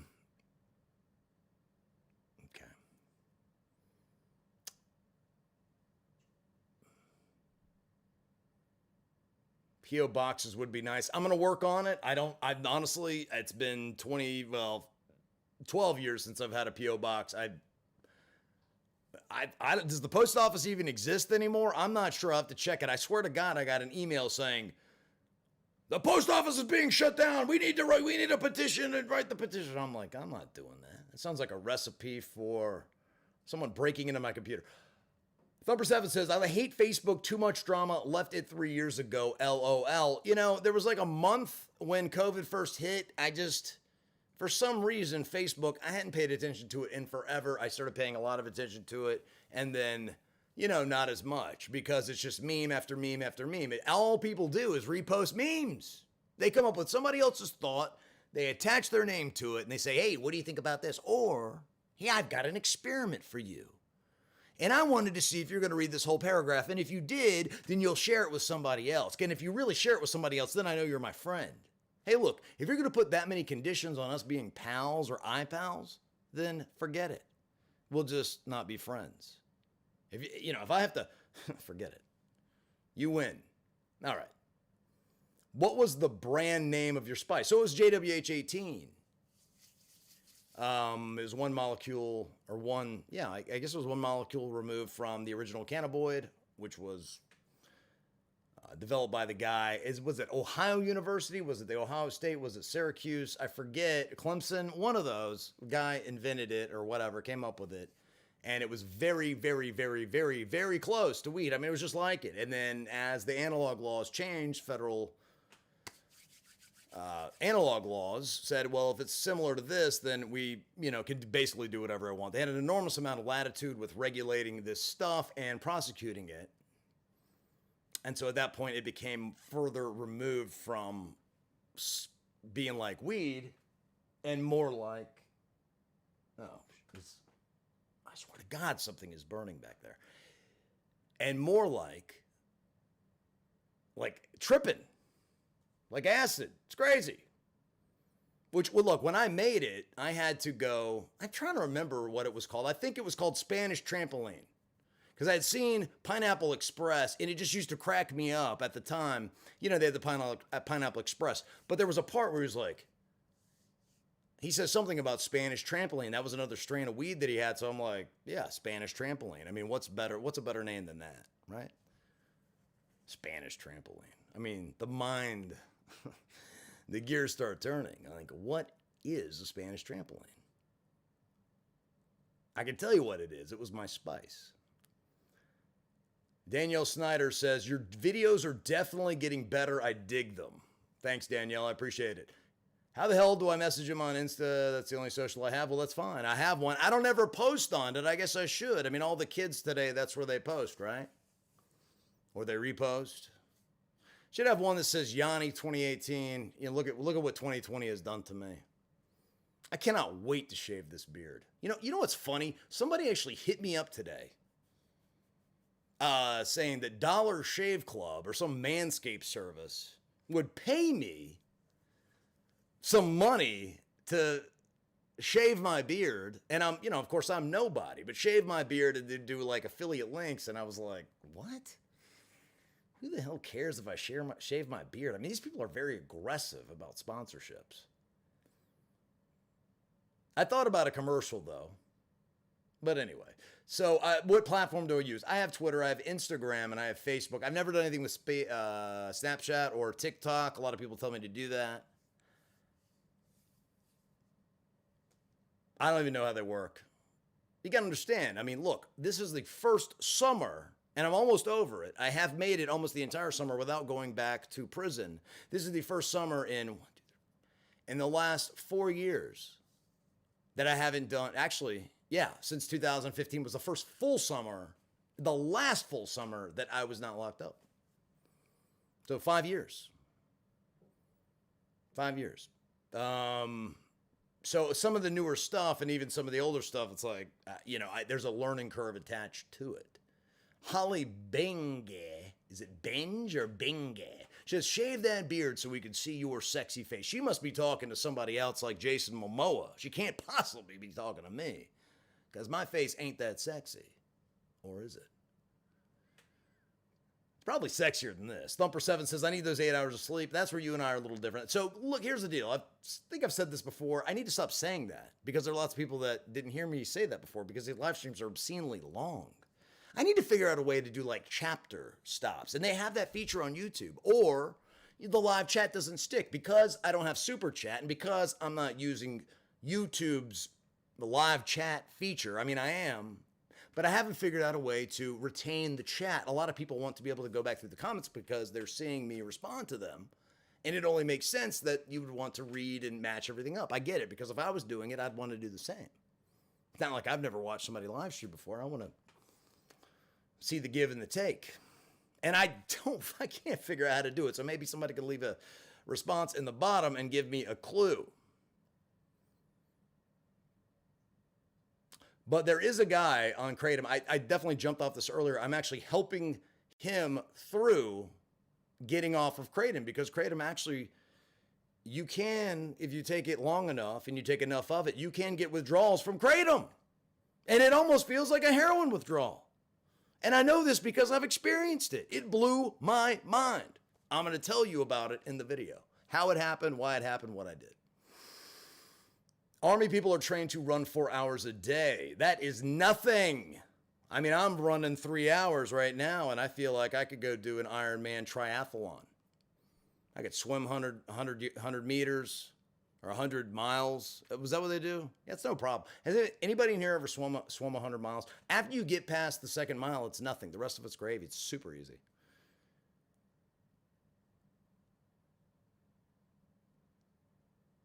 Eaten by ghouls, a successful business dealing method owner or what? You'd like to know what my successful businesses have been? Well, let's see. I owned an IT business called Afterlife PCs in the early 2000s out of Georgia. And what I'd do is I had contracts set up, Value Options, which was the largest managed healthcare company in the world. I got all of their, they weren't off-lease computers. They bought their computers. I got all of their laptops. I got all of their desktops. I got all of their computer equipment, even things like color densitometers, which measured color density. This was kind of like, now a computer does all of that. And if this thing hooked to a computer, but this is, whatever. And so I would buy all their stuff for, 20 cents on the dollar. I'd sell it for, 60 to 70 cents on the dollar. I'd place classified ads. I'd sell computers that way. I'd sell other people, things in bulk. To get by the EPA, I used to take the monitors and take them to a dumpster behind Lowe's and Home Depot so I wouldn't have to pay the $15 disposal fee for each CRT monitor. This tells you how long ago this was. I even had a deal with Best Buy, a regional deal with Best Buy, where I bought in lots laptops, Xboxes, PS2s that had been returned to the store. People always wonder, what happens with this stuff that is returned to Best Buy or Target or Home Depot? Well, generally, sometimes they'll repackage it and resell it if there's been very little done to the box or whatever. A lot of times they'll mark it down 10, 20%, open box buy, that kind of thing. But at the end of the month or whatever, they will throw it in a warehouse and they'll used to sell it on eBay, or they'll have a local contact who will buy the stuff in bulk. You'll go through, you can look at it. They're not going to let you open everything up. It's kind of like a storage thing, or was. And that's what I do. Laptops, I would buy from Best Buy of their returns. So I'd buy anywhere from $40 to $50 to $60,000 in laptops in one shot. We'd get like 80 to 90% of them working completely. The rest we'd sell for parts. The monitors, keyboards, take it all apart. We'd slick and reload the OSs. And then we'd sell them privately or sell them to, smaller businesses. So there was that. There was Scape Artists, which was a backyard contracting business. And then I did something with a stamping business as well. And of course, I've always been in the car business. I even was general sales manager of a Nissan dealership back in the mid 2000s. But I've been the closer at another car dealership. I've been finance manager at other places and just a salesman. Even locally, up until February, almost March of this year, I was the sales manager of a much smaller dealership, an independent dealership, not a franchise. Smaller operation. But we had, I had 3 salesmen underneath me, and I was the sales manager. Okay. Not doing that anymore. I don't think. All right. I think I lost track of where I was. So Trump had a drawer full of Sudafed in a picture taken UK Sudafed. What does that mean? I don't know. With Sudafed, was he making methamphetamines in the Oval Office? My guess is that he has access to pharmaceutical grade meth. I mean, he's the PUSA, the POTUS. He's got the good stuff. Trump is probably getting those WW2 Hitler speed injections, possibly. Possibly. He stays up a lot. Try running a recovery home. I do nothing for myself. I don't know what that means. I'm definitely not going to try running a recovery home. You better be awfully responsible, and you better know what the hell you're doing if you're going to get involved in that. And I know in the state of Virginia, you used to. I even investigated this ages ago. After being sober for like a week. I was like, you know what? I'll start up a rehab home. Residential treatment. And really, I was very selfish about it. It was just all about making money. I'll have a mortgage. These guys will pay the mortgage down. I'll build equity in the house. I'll roll it in another. What are you really doing? But anyway, at the time, Virginia wanted you to, you had to have a therapist, a psychologist, and they had to spend X number of, I think it was an hour per client per week. So you could actually get a therapist to do this in bulk as a subcontractor. I even went that far with it. I don't know if they still have the same rules and regs, but that area, Chesapeake, Virginia, is and Virginia Beach, they're very strict about that kind of stuff, or they used to be. So I'm trying to answer all your questions here. I'm trying to catch up. All right. Talking about time zones. Who cares? Oh, guys, go like the stream. Yeah, I mean, like it if you like it. Don't if you don't. Look, if you really, really don't like it, I want you to hit the like button at least 2 times. That'll tell me that you really don't like it. And if you hate it, hit it not 1 time, hit it not 2 times, but hit it 3 times. That'll show me that you really hate it. But only the thumbs up and hit that 3 times, and that will send the message loud and clear that you absolutely hate my guts and you hate these live streams. I'm all for it. Give me what you got.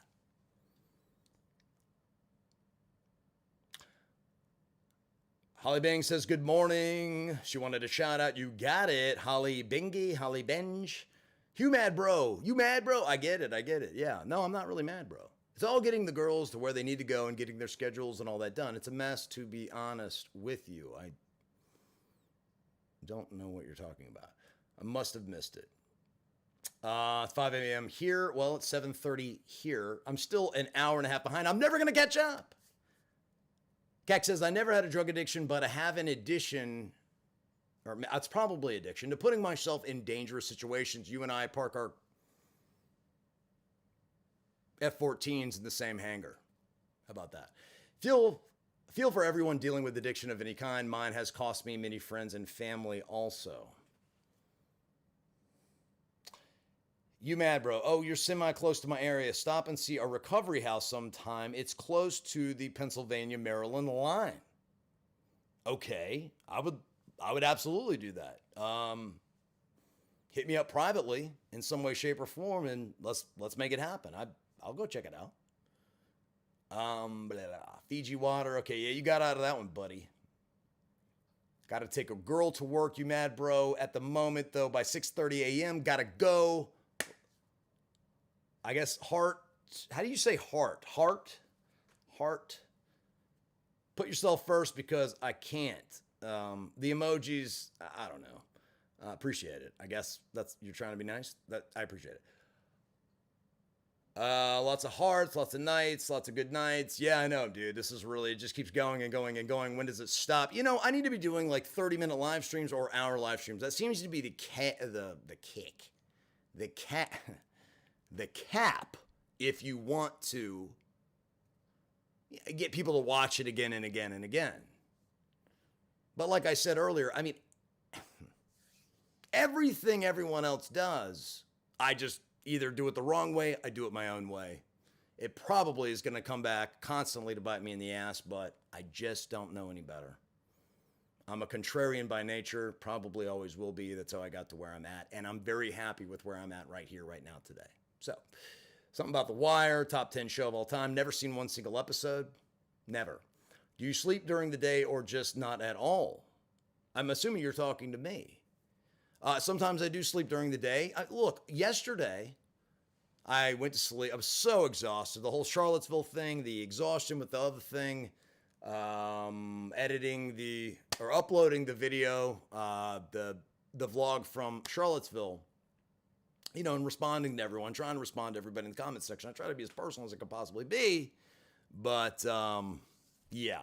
I went to sleep last night at about 11:30 the night before last, woke up at 8 a.m., and I had a CBT, a cognitive behavioral therapy appointment. Oh, by the way, sucker free, something or other sent me $10 through PayPal, sent the channel $10 through PayPal. We are really putting some things together. I mean, I'm like,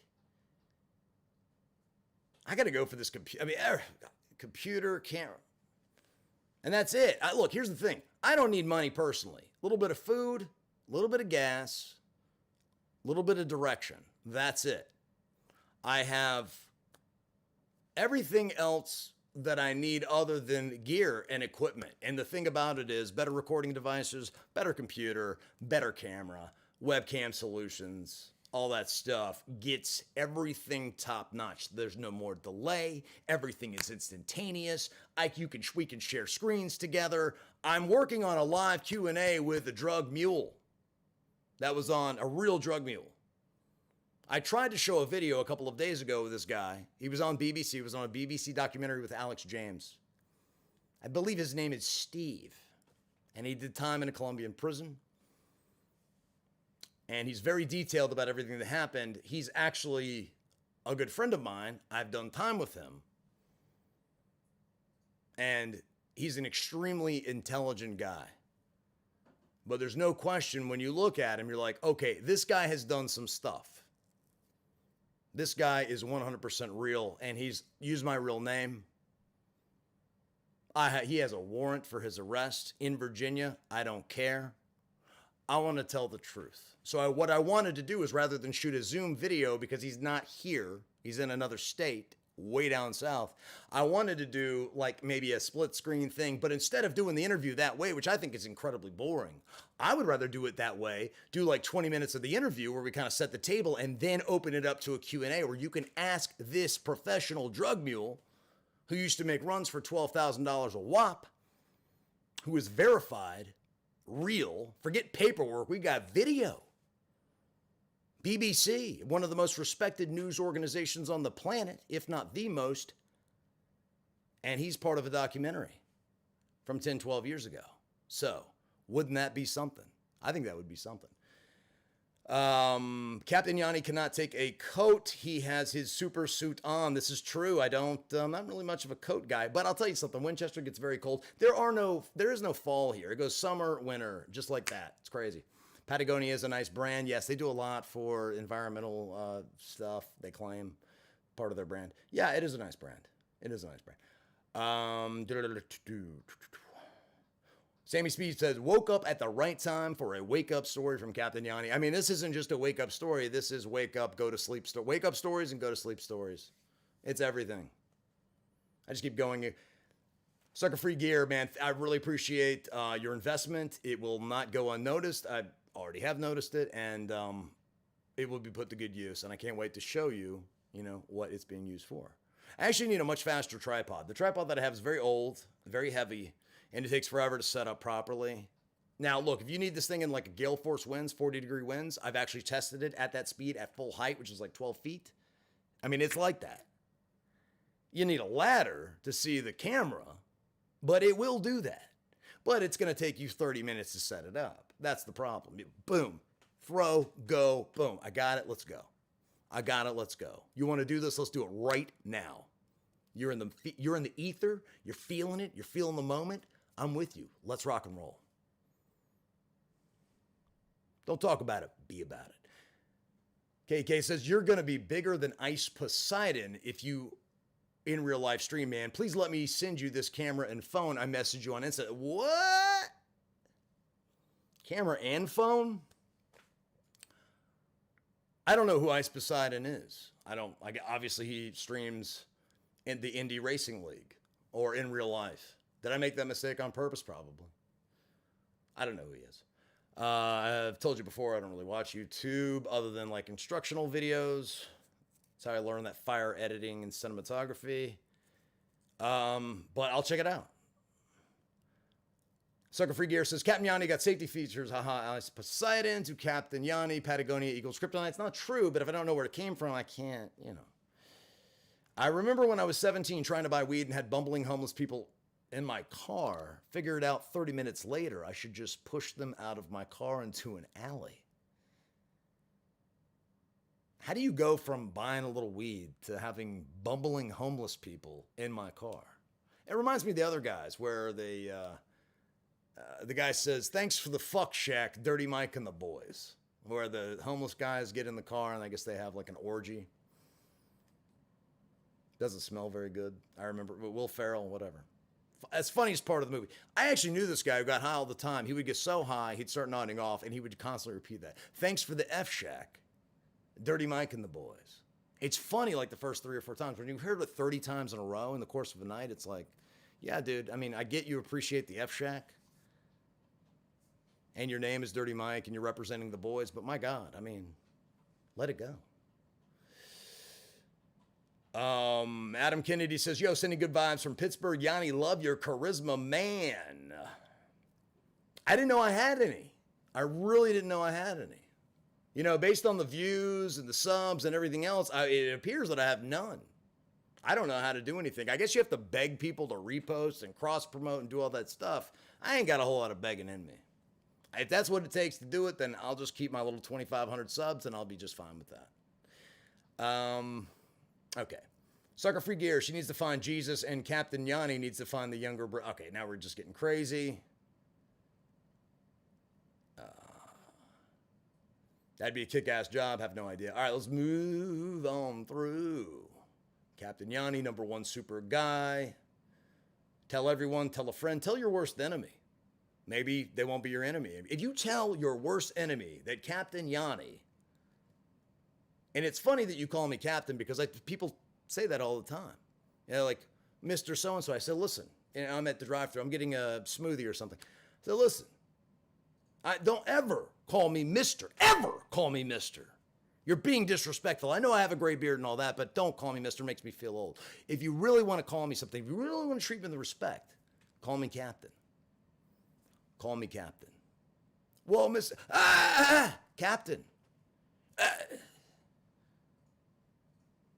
Captain.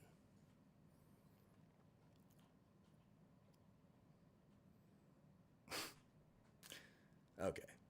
Sammy Speed, audio is great, and as normal, Yanni kills it. What kills the audio? Yeah, it happens frequently in my live streams. Ruins it all. All right. Holly Binga, I need a shout out to start my day. I've given you like 3. I am on the East Coast. Absolutely. I've said it a million times. Try and keep up. I'm in Virginia, man. M. Sly says, goodbye, folks. I will check you guys later. Take care, Yanni. Look forward to more videos. Love you, brother. Love you back. I do. I need your opinion, Yanni. Should I upload to my channel? I have one video now. I'd love if you watched it. Yeah, send it to me privately. I'll watch it. I'll give you an honest assessment. One thing about it is I'm not going to mince words. A lot of people think I'm a jerk. I'm an a-hole, whatever. I just am going to be honest with you. I feel like if you've been in the situations you've been in, you can take it. After I left the Marines, I went and volunteered with them to fight ISIS in Syria. I know we talked about that before. Lost a lot of good friends, Nadia being the one lost in the video I have up now, which you told me that you lost. I want to say it was your girlfriend. So that means these were freedom fighters in Syria, which is an absolute war zone. I have friends of mine that are Syrian that migrated to Turkey and then to New Jersey and then actually down to Winchester. I worked for them for a little while. Jean Suarez, it's like French and it's Spanish or South American all at once. Sounds like a really good coffee, like French, Colombian, I don't know. So Jean Suarez says, I appreciate all you do. 12-step calls can turn dangerous. I would find out the hard way, like I always do. Would love to see the rest of your handsome face. Jeannie in Miami, 305. I went to school in Central Florida and I smoked cigarettes that were called 305s. They are literally the worst things you could ever put in your lungs, your body, or near your mouth. They're the kind of cigarettes, they're very cheap. At the time, it was like $7 a carton or something ridiculous. Which reminds me of another carton of cigarettes called Tough Guy. I actually went to an ABC, a liquor store around the same area, and they had these cigarettes called Tough Guy. And let me tell you something. They're really, no bullshit. They were called Tough Guy cigarettes. I got to Google that. I haven't thought about that in so long. The cigarette would never burn all the way, right? The paper was like, I don't know, like made out of rubber, like banana rubber or something. It wouldn't burn. Like the ash would just be, you'd get whatever was in there. It was like tobacco and glue. I'm pretty sure it was dead horses, but you would burn it and it just never all went up in smoke. It just felt like you were smoking plastic. Like, have you ever smoked like a G.I. Joe? Like a Kung Fu action grip G.I. Joe? Turns blue. It's really nasty. Everybody's like, whoa. Or burnt hair. It's kind of like that. Kind of like take the G.I. Joe and the hair, mix them together. That's what you got.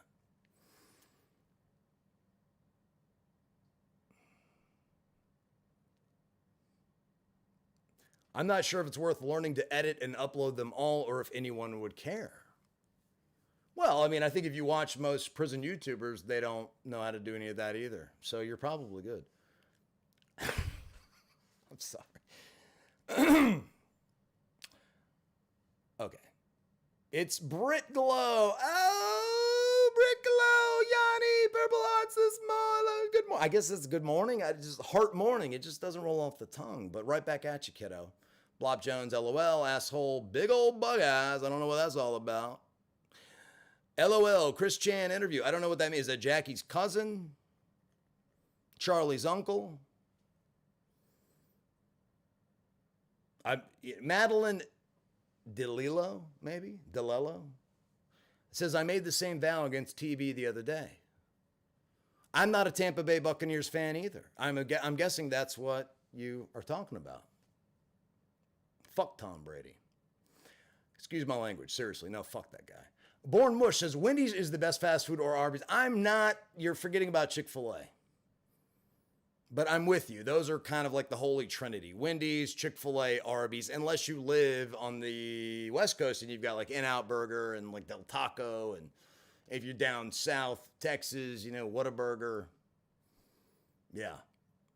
Yeah, Whataburger like that. I mean, you want egg rolls and lasagna at 3 o'clock in the morning? Yeah. Whataburger. That's it. I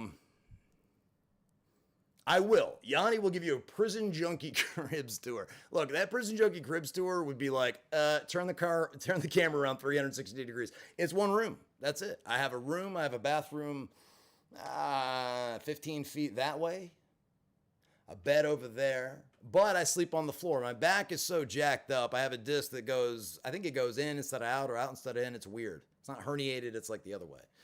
And over the last 3 weeks or a month, I've slept on the floor and it's felt a lot better. But it's almost like I've gotten used to the floor. Maybe I need to get back in the bed. Dylan Crampel says the Chiefs are winning another Super Bowl this year. I don't know if we're going to have any players left. We've already lost LDT. This is starting lineman. We've lost Damian Williams. We've lost a few others. We keep losing players. You can only lose so many players before we're just not the Chiefs anymore. But, I mean, look, if you've got PM15, yeah, we're winning the Super Bowl. I mean, let's cut the shit. Slander Bob says, morning, bud. Morning, bud. I think morning is spelled with an N, but maybe it's something else. Maybe that's Russian, Slavic. Don't know. AG, favorite pizza topping? That's a really good question. It definitely isn't pineapple. Pineapple on a pizza is absolutely revolting. I'd rather eat cat puke. That's just me. Favorite pizza topping? Boy, I mean, honestly, it's going to be, I mean, Supreme is kind of my favorite thing, but I really love a white pizza. You got the, you know, you've got the white sauce with the white cheese. I mean, I'm a weirdo. I love like a chicken Alfredo with the extra cheese. If I'm going to eat pizza, I cannot honestly remember. It's probably been 6 months since I've had a piece of pizza. That's not a joke. Scott Kipple says, what up, Yanni? I recognize you from Facebook, actually. How you doing, my friend? I hope you're taking care of your kid. Hope he's doing great. Got a beautiful family, man. Keep it going, my friend. Thumper7, my friends and family bickered over politics. Couldn't take it anymore. I don't know what that's in reference to. Oh, Facebook. Yeah, well. Because Facebook is definitely where you want to be discussing politics and divisive subjects. Reposting memes. Boy, nothing tells a man or a woman or transgender or whomever how I really feel like reposting a meme someone's reposted 47 million times. God only knows where it started. I mean, that's where you want to debate politics. Facebook and Twitter. Revolt says, Yanni, what up? I remember you. Thumper7, Yanni, there's a store here in Virginia Beach called Shiny Computers that has a lot of great used Macs if you're going that route. Not affiliated. If you are, that is what I use. They're just easier. I get that you get more bang for your buck with the PC, but you know, over time, they just laugh. I'm using a 10-year-old Mac now. It still works. It still does what you see. But, yeah, I mean, I know they're going to a different processor. They're getting off of Intel and going to ARM, and that's going to be a very interesting thing. Or they're going to change their OS and all their software as a result. I own all of the, you know, the Mac software, which is odd because I have an Android phone, which doesn't have phone service. You figure it out. Sometimes it just is what it is. Remember Kelly McGillis in The Accused pinball scene? Well, Yanni, give up the blue cat connector. That will be a reenactment. Well, first of all, you're all fucked up because Kelly McGinnis was the lawyer and Jodie Foster was the one getting railed and raped on the pinball machine. So if you're going to throw a reference at me, make sure that you have it right because you blew it. Now, I do appreciate the $10 that you invested with my channel, so I'm going to give you a pass this one time. But next time you do a movie reference with me, get it right. Instagram is a good way to advertise your videos. It is, but they have a weird format. See, me as a cinema guy, I like the left to right. This is the, you know what I mean? This wide format. That's the way I see. I don't see top to bottom. It drives me bananas to do, I don't do it. I mean, I need to, but it just drives, we don't see that way. We see left to right. You know, that's cinema. That's cinematic. You go to a movie theater, that's the way it is. I understand we're not at a movie theater, but I'm just saying it just takes a lot of barriers to break down in here to get the north to the south. I'm trying to get there. I know they're making shows on this now, right? It's crazy. Horrible. All right. And then you did. And I appreciate Nicholas Farina, somebody new. On the way to work, listening to you, Yanni. Love your info, and yes, you get withdrawal from Kratom. Thank you for confirming what I've already experienced. Nicholas, I appreciate you listening, and I appreciate the verification. You are correct, sir. Donna Smith says, good morning, Yanni. Hope you're doing well. I am doing well. You know what's crazy is before I started this live stream, I was like,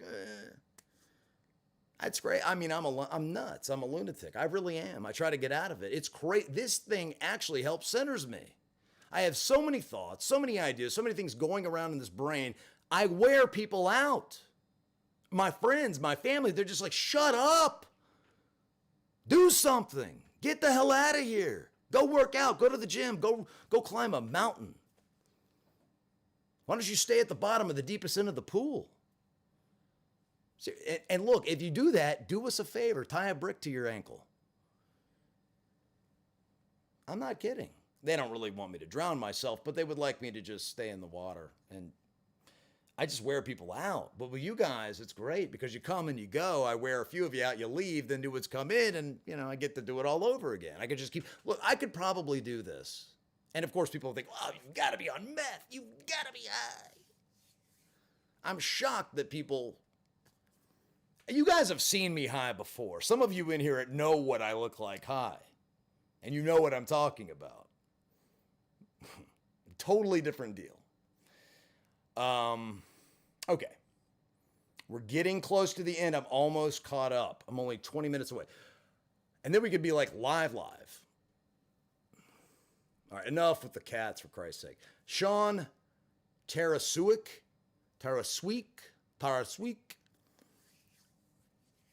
Yanni, you are the man. You know, I appreciate that. And honestly, Sean, I believe that about you as well. If you just threw an E at the end of my name, why? Because it'd be spelled correctly. So many people, I literally have my name in everything, the title, the banner, everything. And yet, people just refuse to spell my name correctly. It's the story of my life. Nicholas Farina, I'm going to pop the headphones in and keep on listening when I get there. I got to be honest with you, we're probably getting close to the end of this thing. I mean, do you guys actually want me to upload a video today or not? I'm not going to lie, this one doesn't have a lot of comedy to it. I always, in every video, I believe, and this is my personal philosophy about comedy, is that anything can be funny. The most horrible, heinous thing in the world that you can possibly imagine can be funny, you know, but the dicier it gets, the dodgier it gets, and the harder it gets to make it that way. But it can be done, but you got to do it right.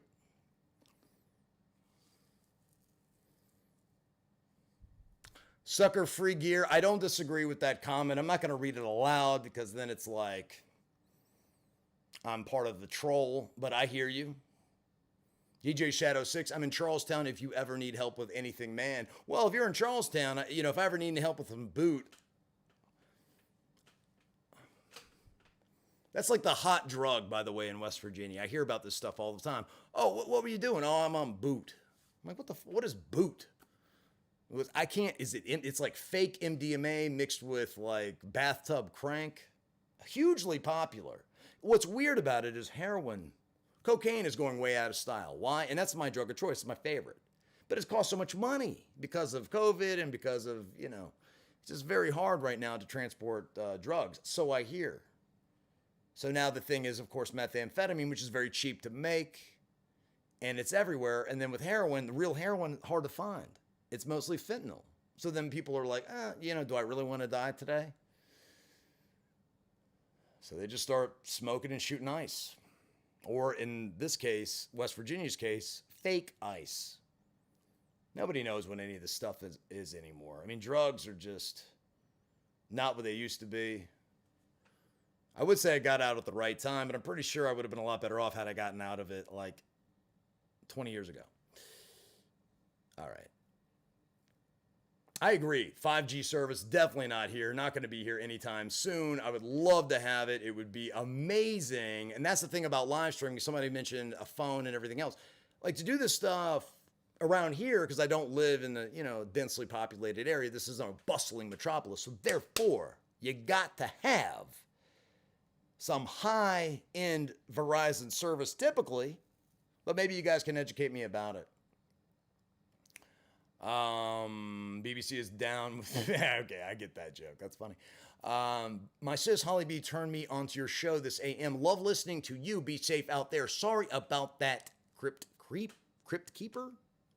Are you who I think you are? Still, nicely done. Jeannie in Miami 305. Donna Smith, I can't wait till you do the drug mule soon as my money hits. I'm sending some to support your channel. You are helping me by these live streams. Probably helping you get to sleep, and I'm okay with that. If this helps you get the rest that you need, I'm happy to be there for you. I appreciate the support. Philly Mayor, in the house for a live, finally. Yeah, you just got to get up earlier. I mean, look, the early bird gets the worm. Or the bird that never sleeps gets all the worms. I mean, that's how you do it. Izzy Malley, Helen, we're doing school from home. I was scared to send her to school. Completely understandable. Different states are doing different things. I don't really watch the news lately. I'd almost like to go over it with everyone. And as soon as I have like a bigger screen to do all that stuff with where I can share it and, point and click on my own stuff, that's going to be a huge game changer. I'd love to be able to put that BBC clip of Steve.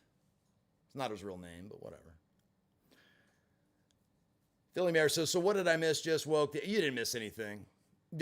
Hour-long story about a 70-year-old heroin dealing hooker prostitute lady. I shouldn't say that. I don't know if she's doing that.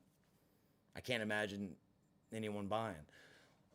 Izzy Malley says, oh man, well, at that age, it's kind of tough to put it. Well, that's what I said. I said, look, at this point, what are we doing? I mean, you're almost 70 years old. Maybe it's time to hang it up. But look, here's the thing. No matter how, you do have to cut your losses at some point with people. And that's why I had to cut my losses with the male part of the equation. She was, like you said, no good deed goes unpunished. But really, I mean, at 70 years old, you've supposedly been slinging and doing it for 50 years. You can't totally write off everyone. They do say in the program, stick with the winners. Pretty sure she's not that. But anyway,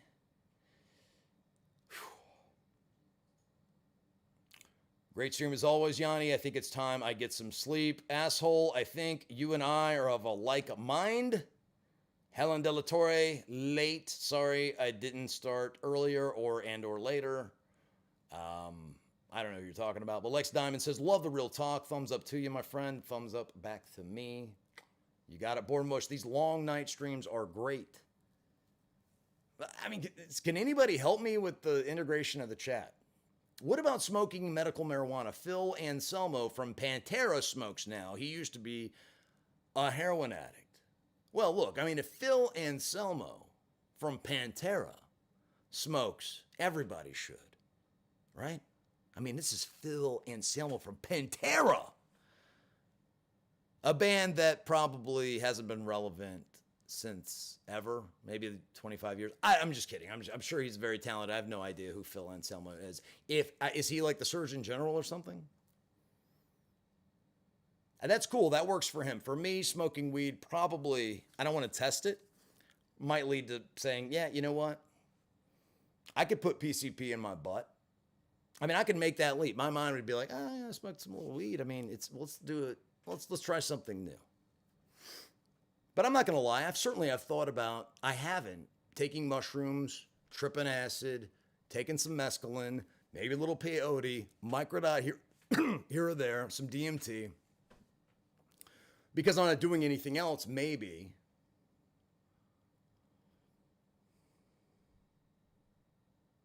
I just don't understand, James says, I just don't understand how drugs are still cool to people when it's so obvious that it ruins your life.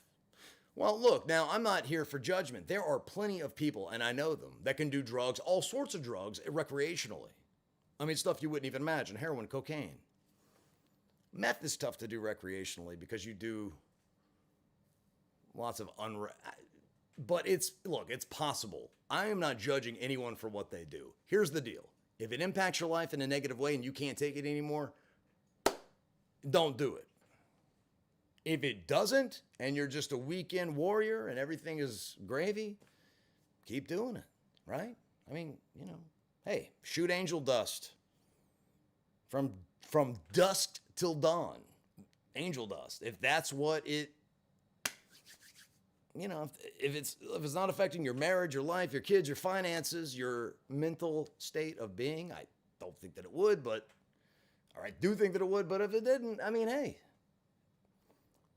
everyone's a little different. This is what I did. This is what I'm doing. Not saying to do exactly what I did or do. If there's something you can take from what I'm doing, great. If there isn't, well, I understand. Yanni as a band term on...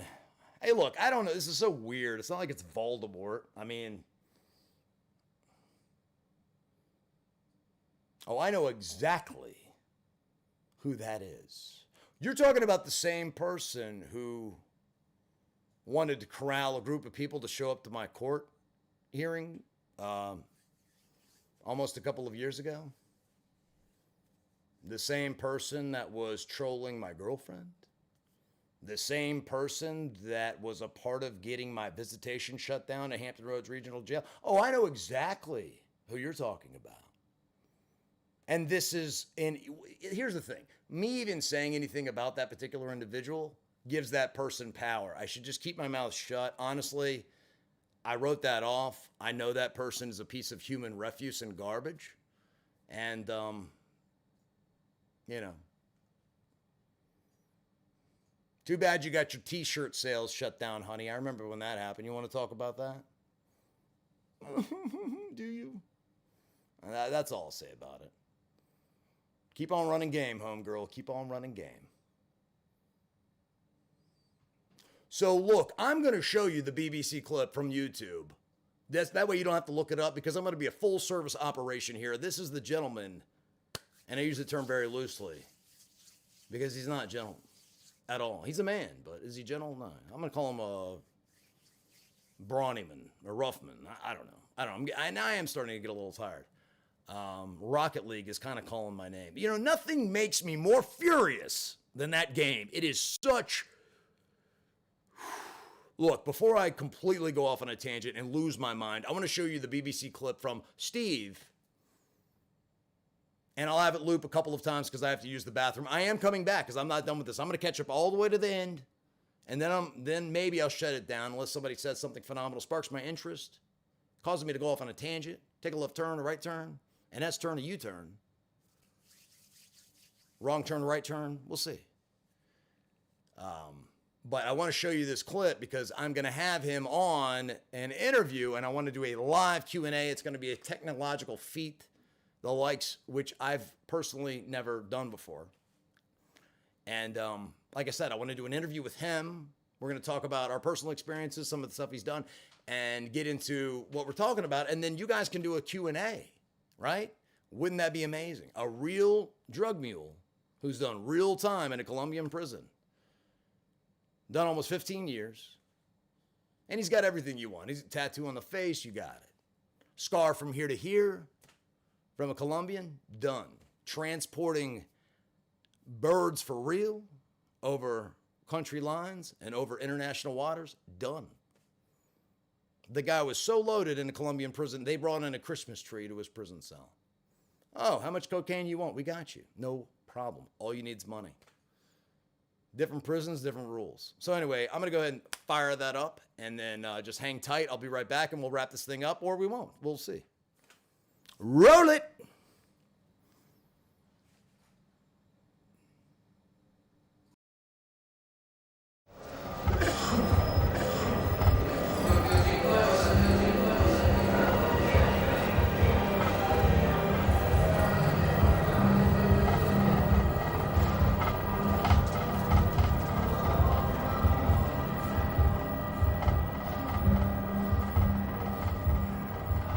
First trip I made, I didn't want to know what I was carrying.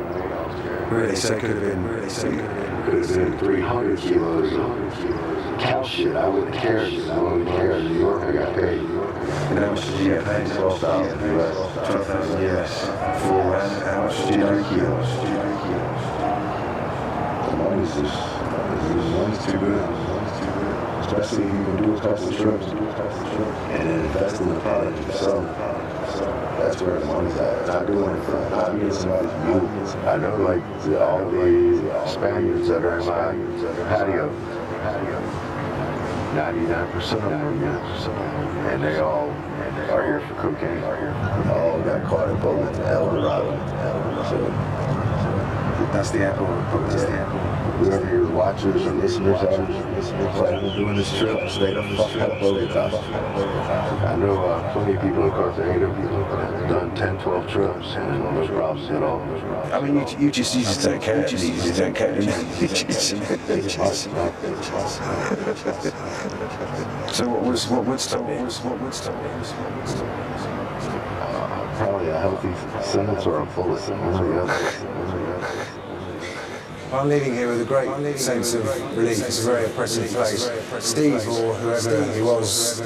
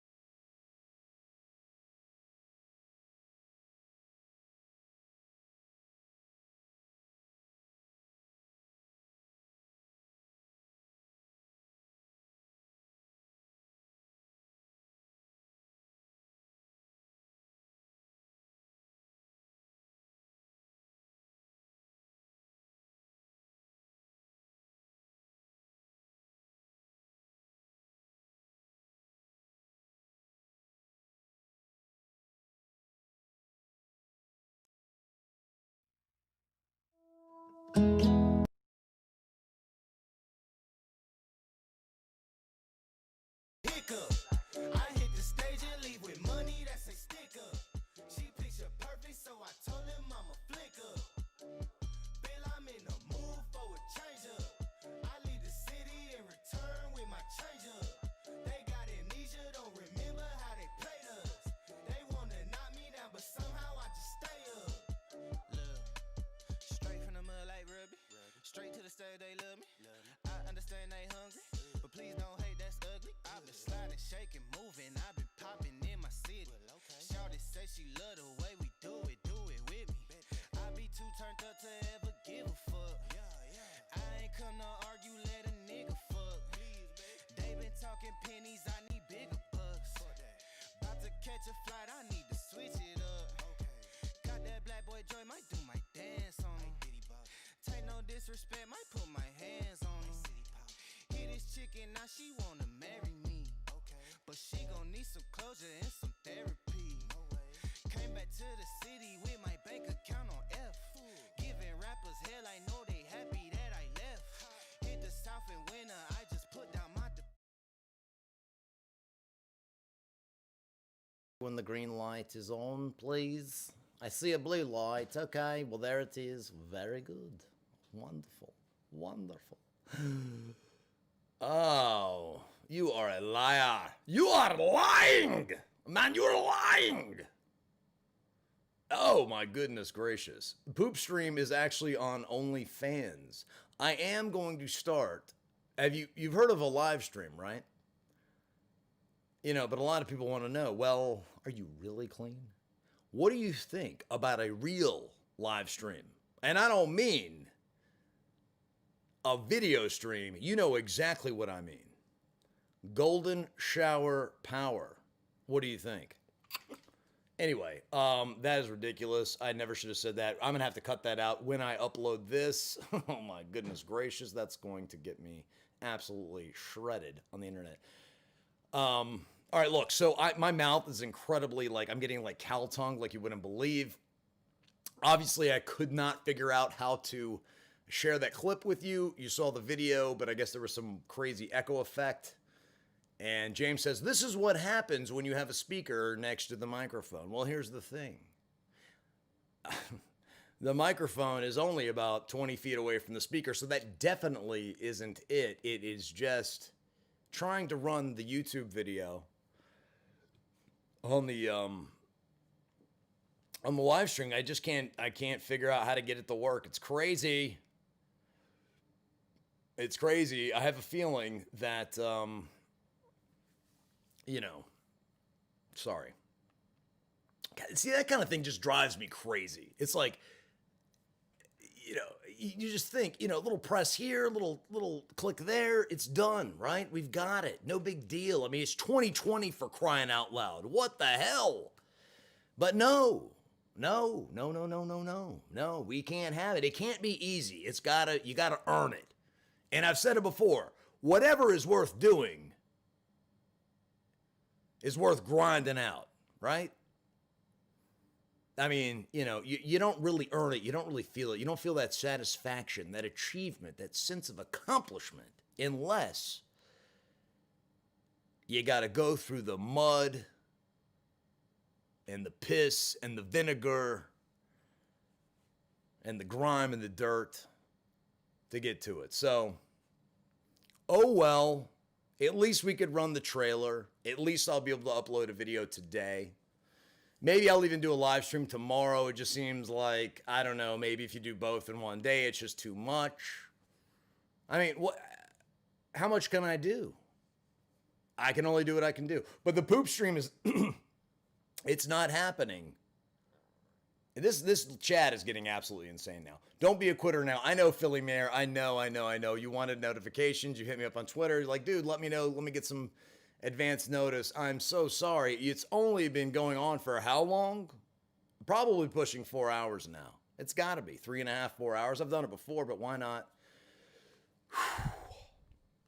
Why not go for 4?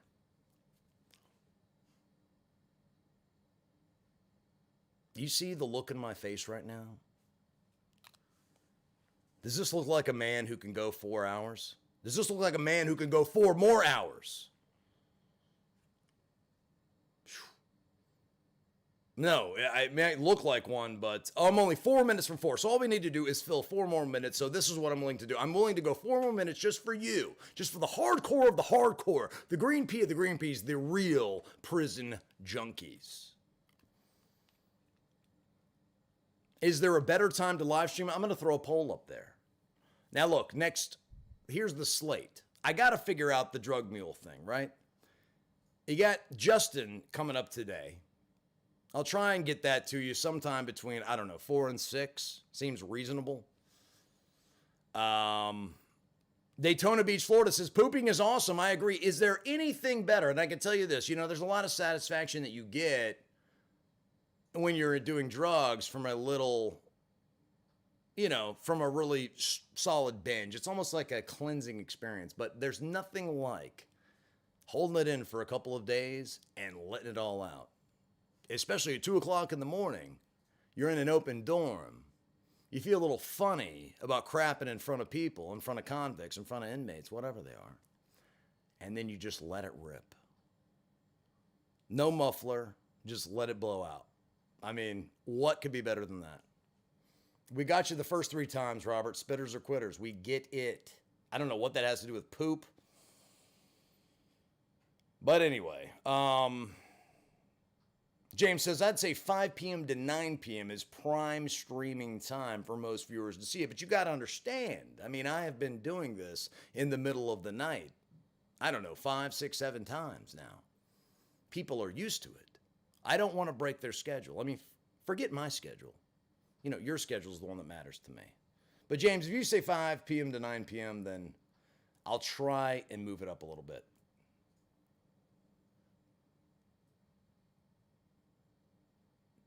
F3 Stop Motion says, Yanni, just woke up. I'll listen later. Keep up the good content. I thought it was great content. You say it's good content. Okay, I'll take that. It's better than nothing.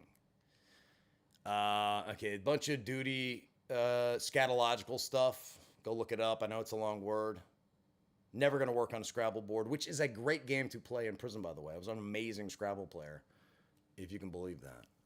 2-letter words are the key. They're the key to the connection.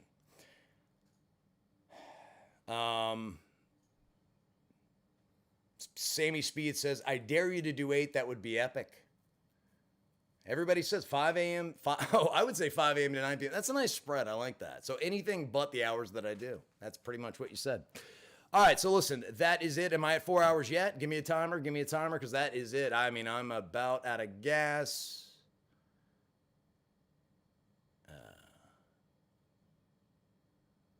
I appreciate all the investments in the channel.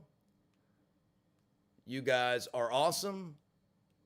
I can't wait to show you the fruits of your labor and my labor. You put it together, what do you got? You got our labor. So look forward to the new video with Justin today. He's a homeless meth addict. I'm going to try and track him down so I can kind of get an update and have like a little follow-up with the interview that I shot. Give me a little bit of slack on the audio, as I'm just limited with what I have in terms of audio gear. I can do it okay here in the, in my basement, in my prison cell, but out on the street, it's a little different story. So I'll do my best to try and even it out. If not, understand that better audio is coming and better streaming is coming. More options, more choices, more visual pizzazz. Maybe a bigger beard, maybe less of a beard. And that's it. So it's 4 hours, man. That's it. That's it. That's all I can do for now. Maybe 4 hours from now, we'll start it up again. James says, you can look at your analytics and see where most of your viewers are from to find a perfect stream time to fit their time zone also. Rap song or Yanni remix for the outro? You guys pick. Pick the song, and then that's it. I'm out. I'm going to drop the mic. I've already been on the mic. People asked me to do some singing. You've got it. I made a song. I mean, it's a little spoken word. It's more of kind of a Henry Rollins type thing. But Helen Dilatori says rap. She is my number 1 in my heart. Number 3 supporter. I mentioned you earlier. If you want to check out the shout out or check out the, what did I say earlier? Shout out. I forget.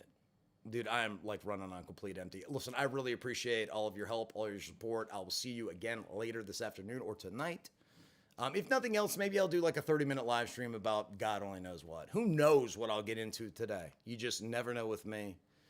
But I want to share it all with you. 100% real, 100% raw, the true, uncut, straight butter. I'm going to get right to the butter. Less of the BS, right to the butter, okay? Less chit-chat, more cats. I appreciate it, dog. Okay, guys, that's it. Thank you for hanging with Prison Junkie. You guys are the best.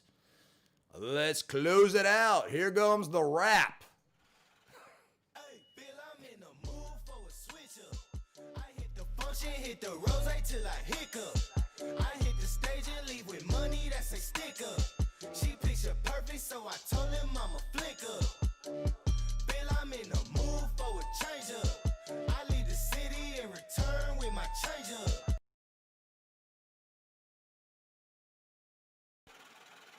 Hey, Bill, I'm in the mood for a switch up. I hit the function, hit the rose till I hiccup. I hit the stage and leave with money that's a stick up. She picture perfect, so I told him I'm a flick up.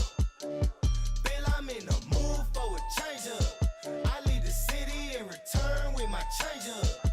They got amnesia, don't remember how they played us. They wanna knock me down, but somehow I just stay up.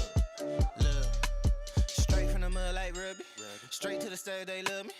I understand they hungry, but please don't hate, that's ugly. I've been sliding, shaking, moving. I've been popping in my city. Shawty say she love the way we do it with me. I be too turned up to ever give a fuck. I ain't come to argue, let a nigga fuck. They been talking pennies, I need bigger bucks. About to catch a flight, I need to switch it up. boy Joy might do my dance on him. Take no disrespect, might put my hands on him. Hit this chicken, now she wanna marry me. But she gon' need some closure and some therapy. Came back to the city with my bank account on F. Giving rappers hell, I know they happy that I left. Hit the south in winter, I just put down my deposit. 82 degrees, I left that jacket in my closet. Bill, I'm in the mood for a switch up. I hit the function, hit the rose till I hiccup. I hit the stage and leave with money that's a stick up. She picture perfect, so I told him I'ma flick up.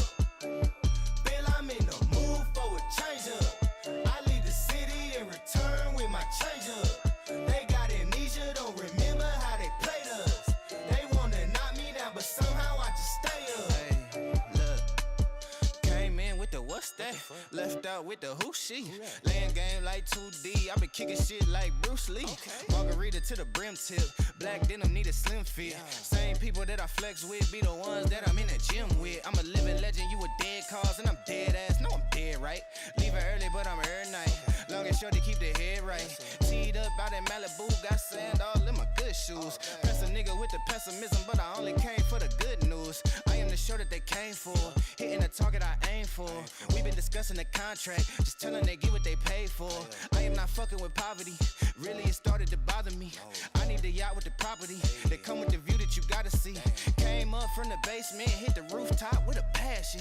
Bad bitch with some good credit and a good sense for the fashion.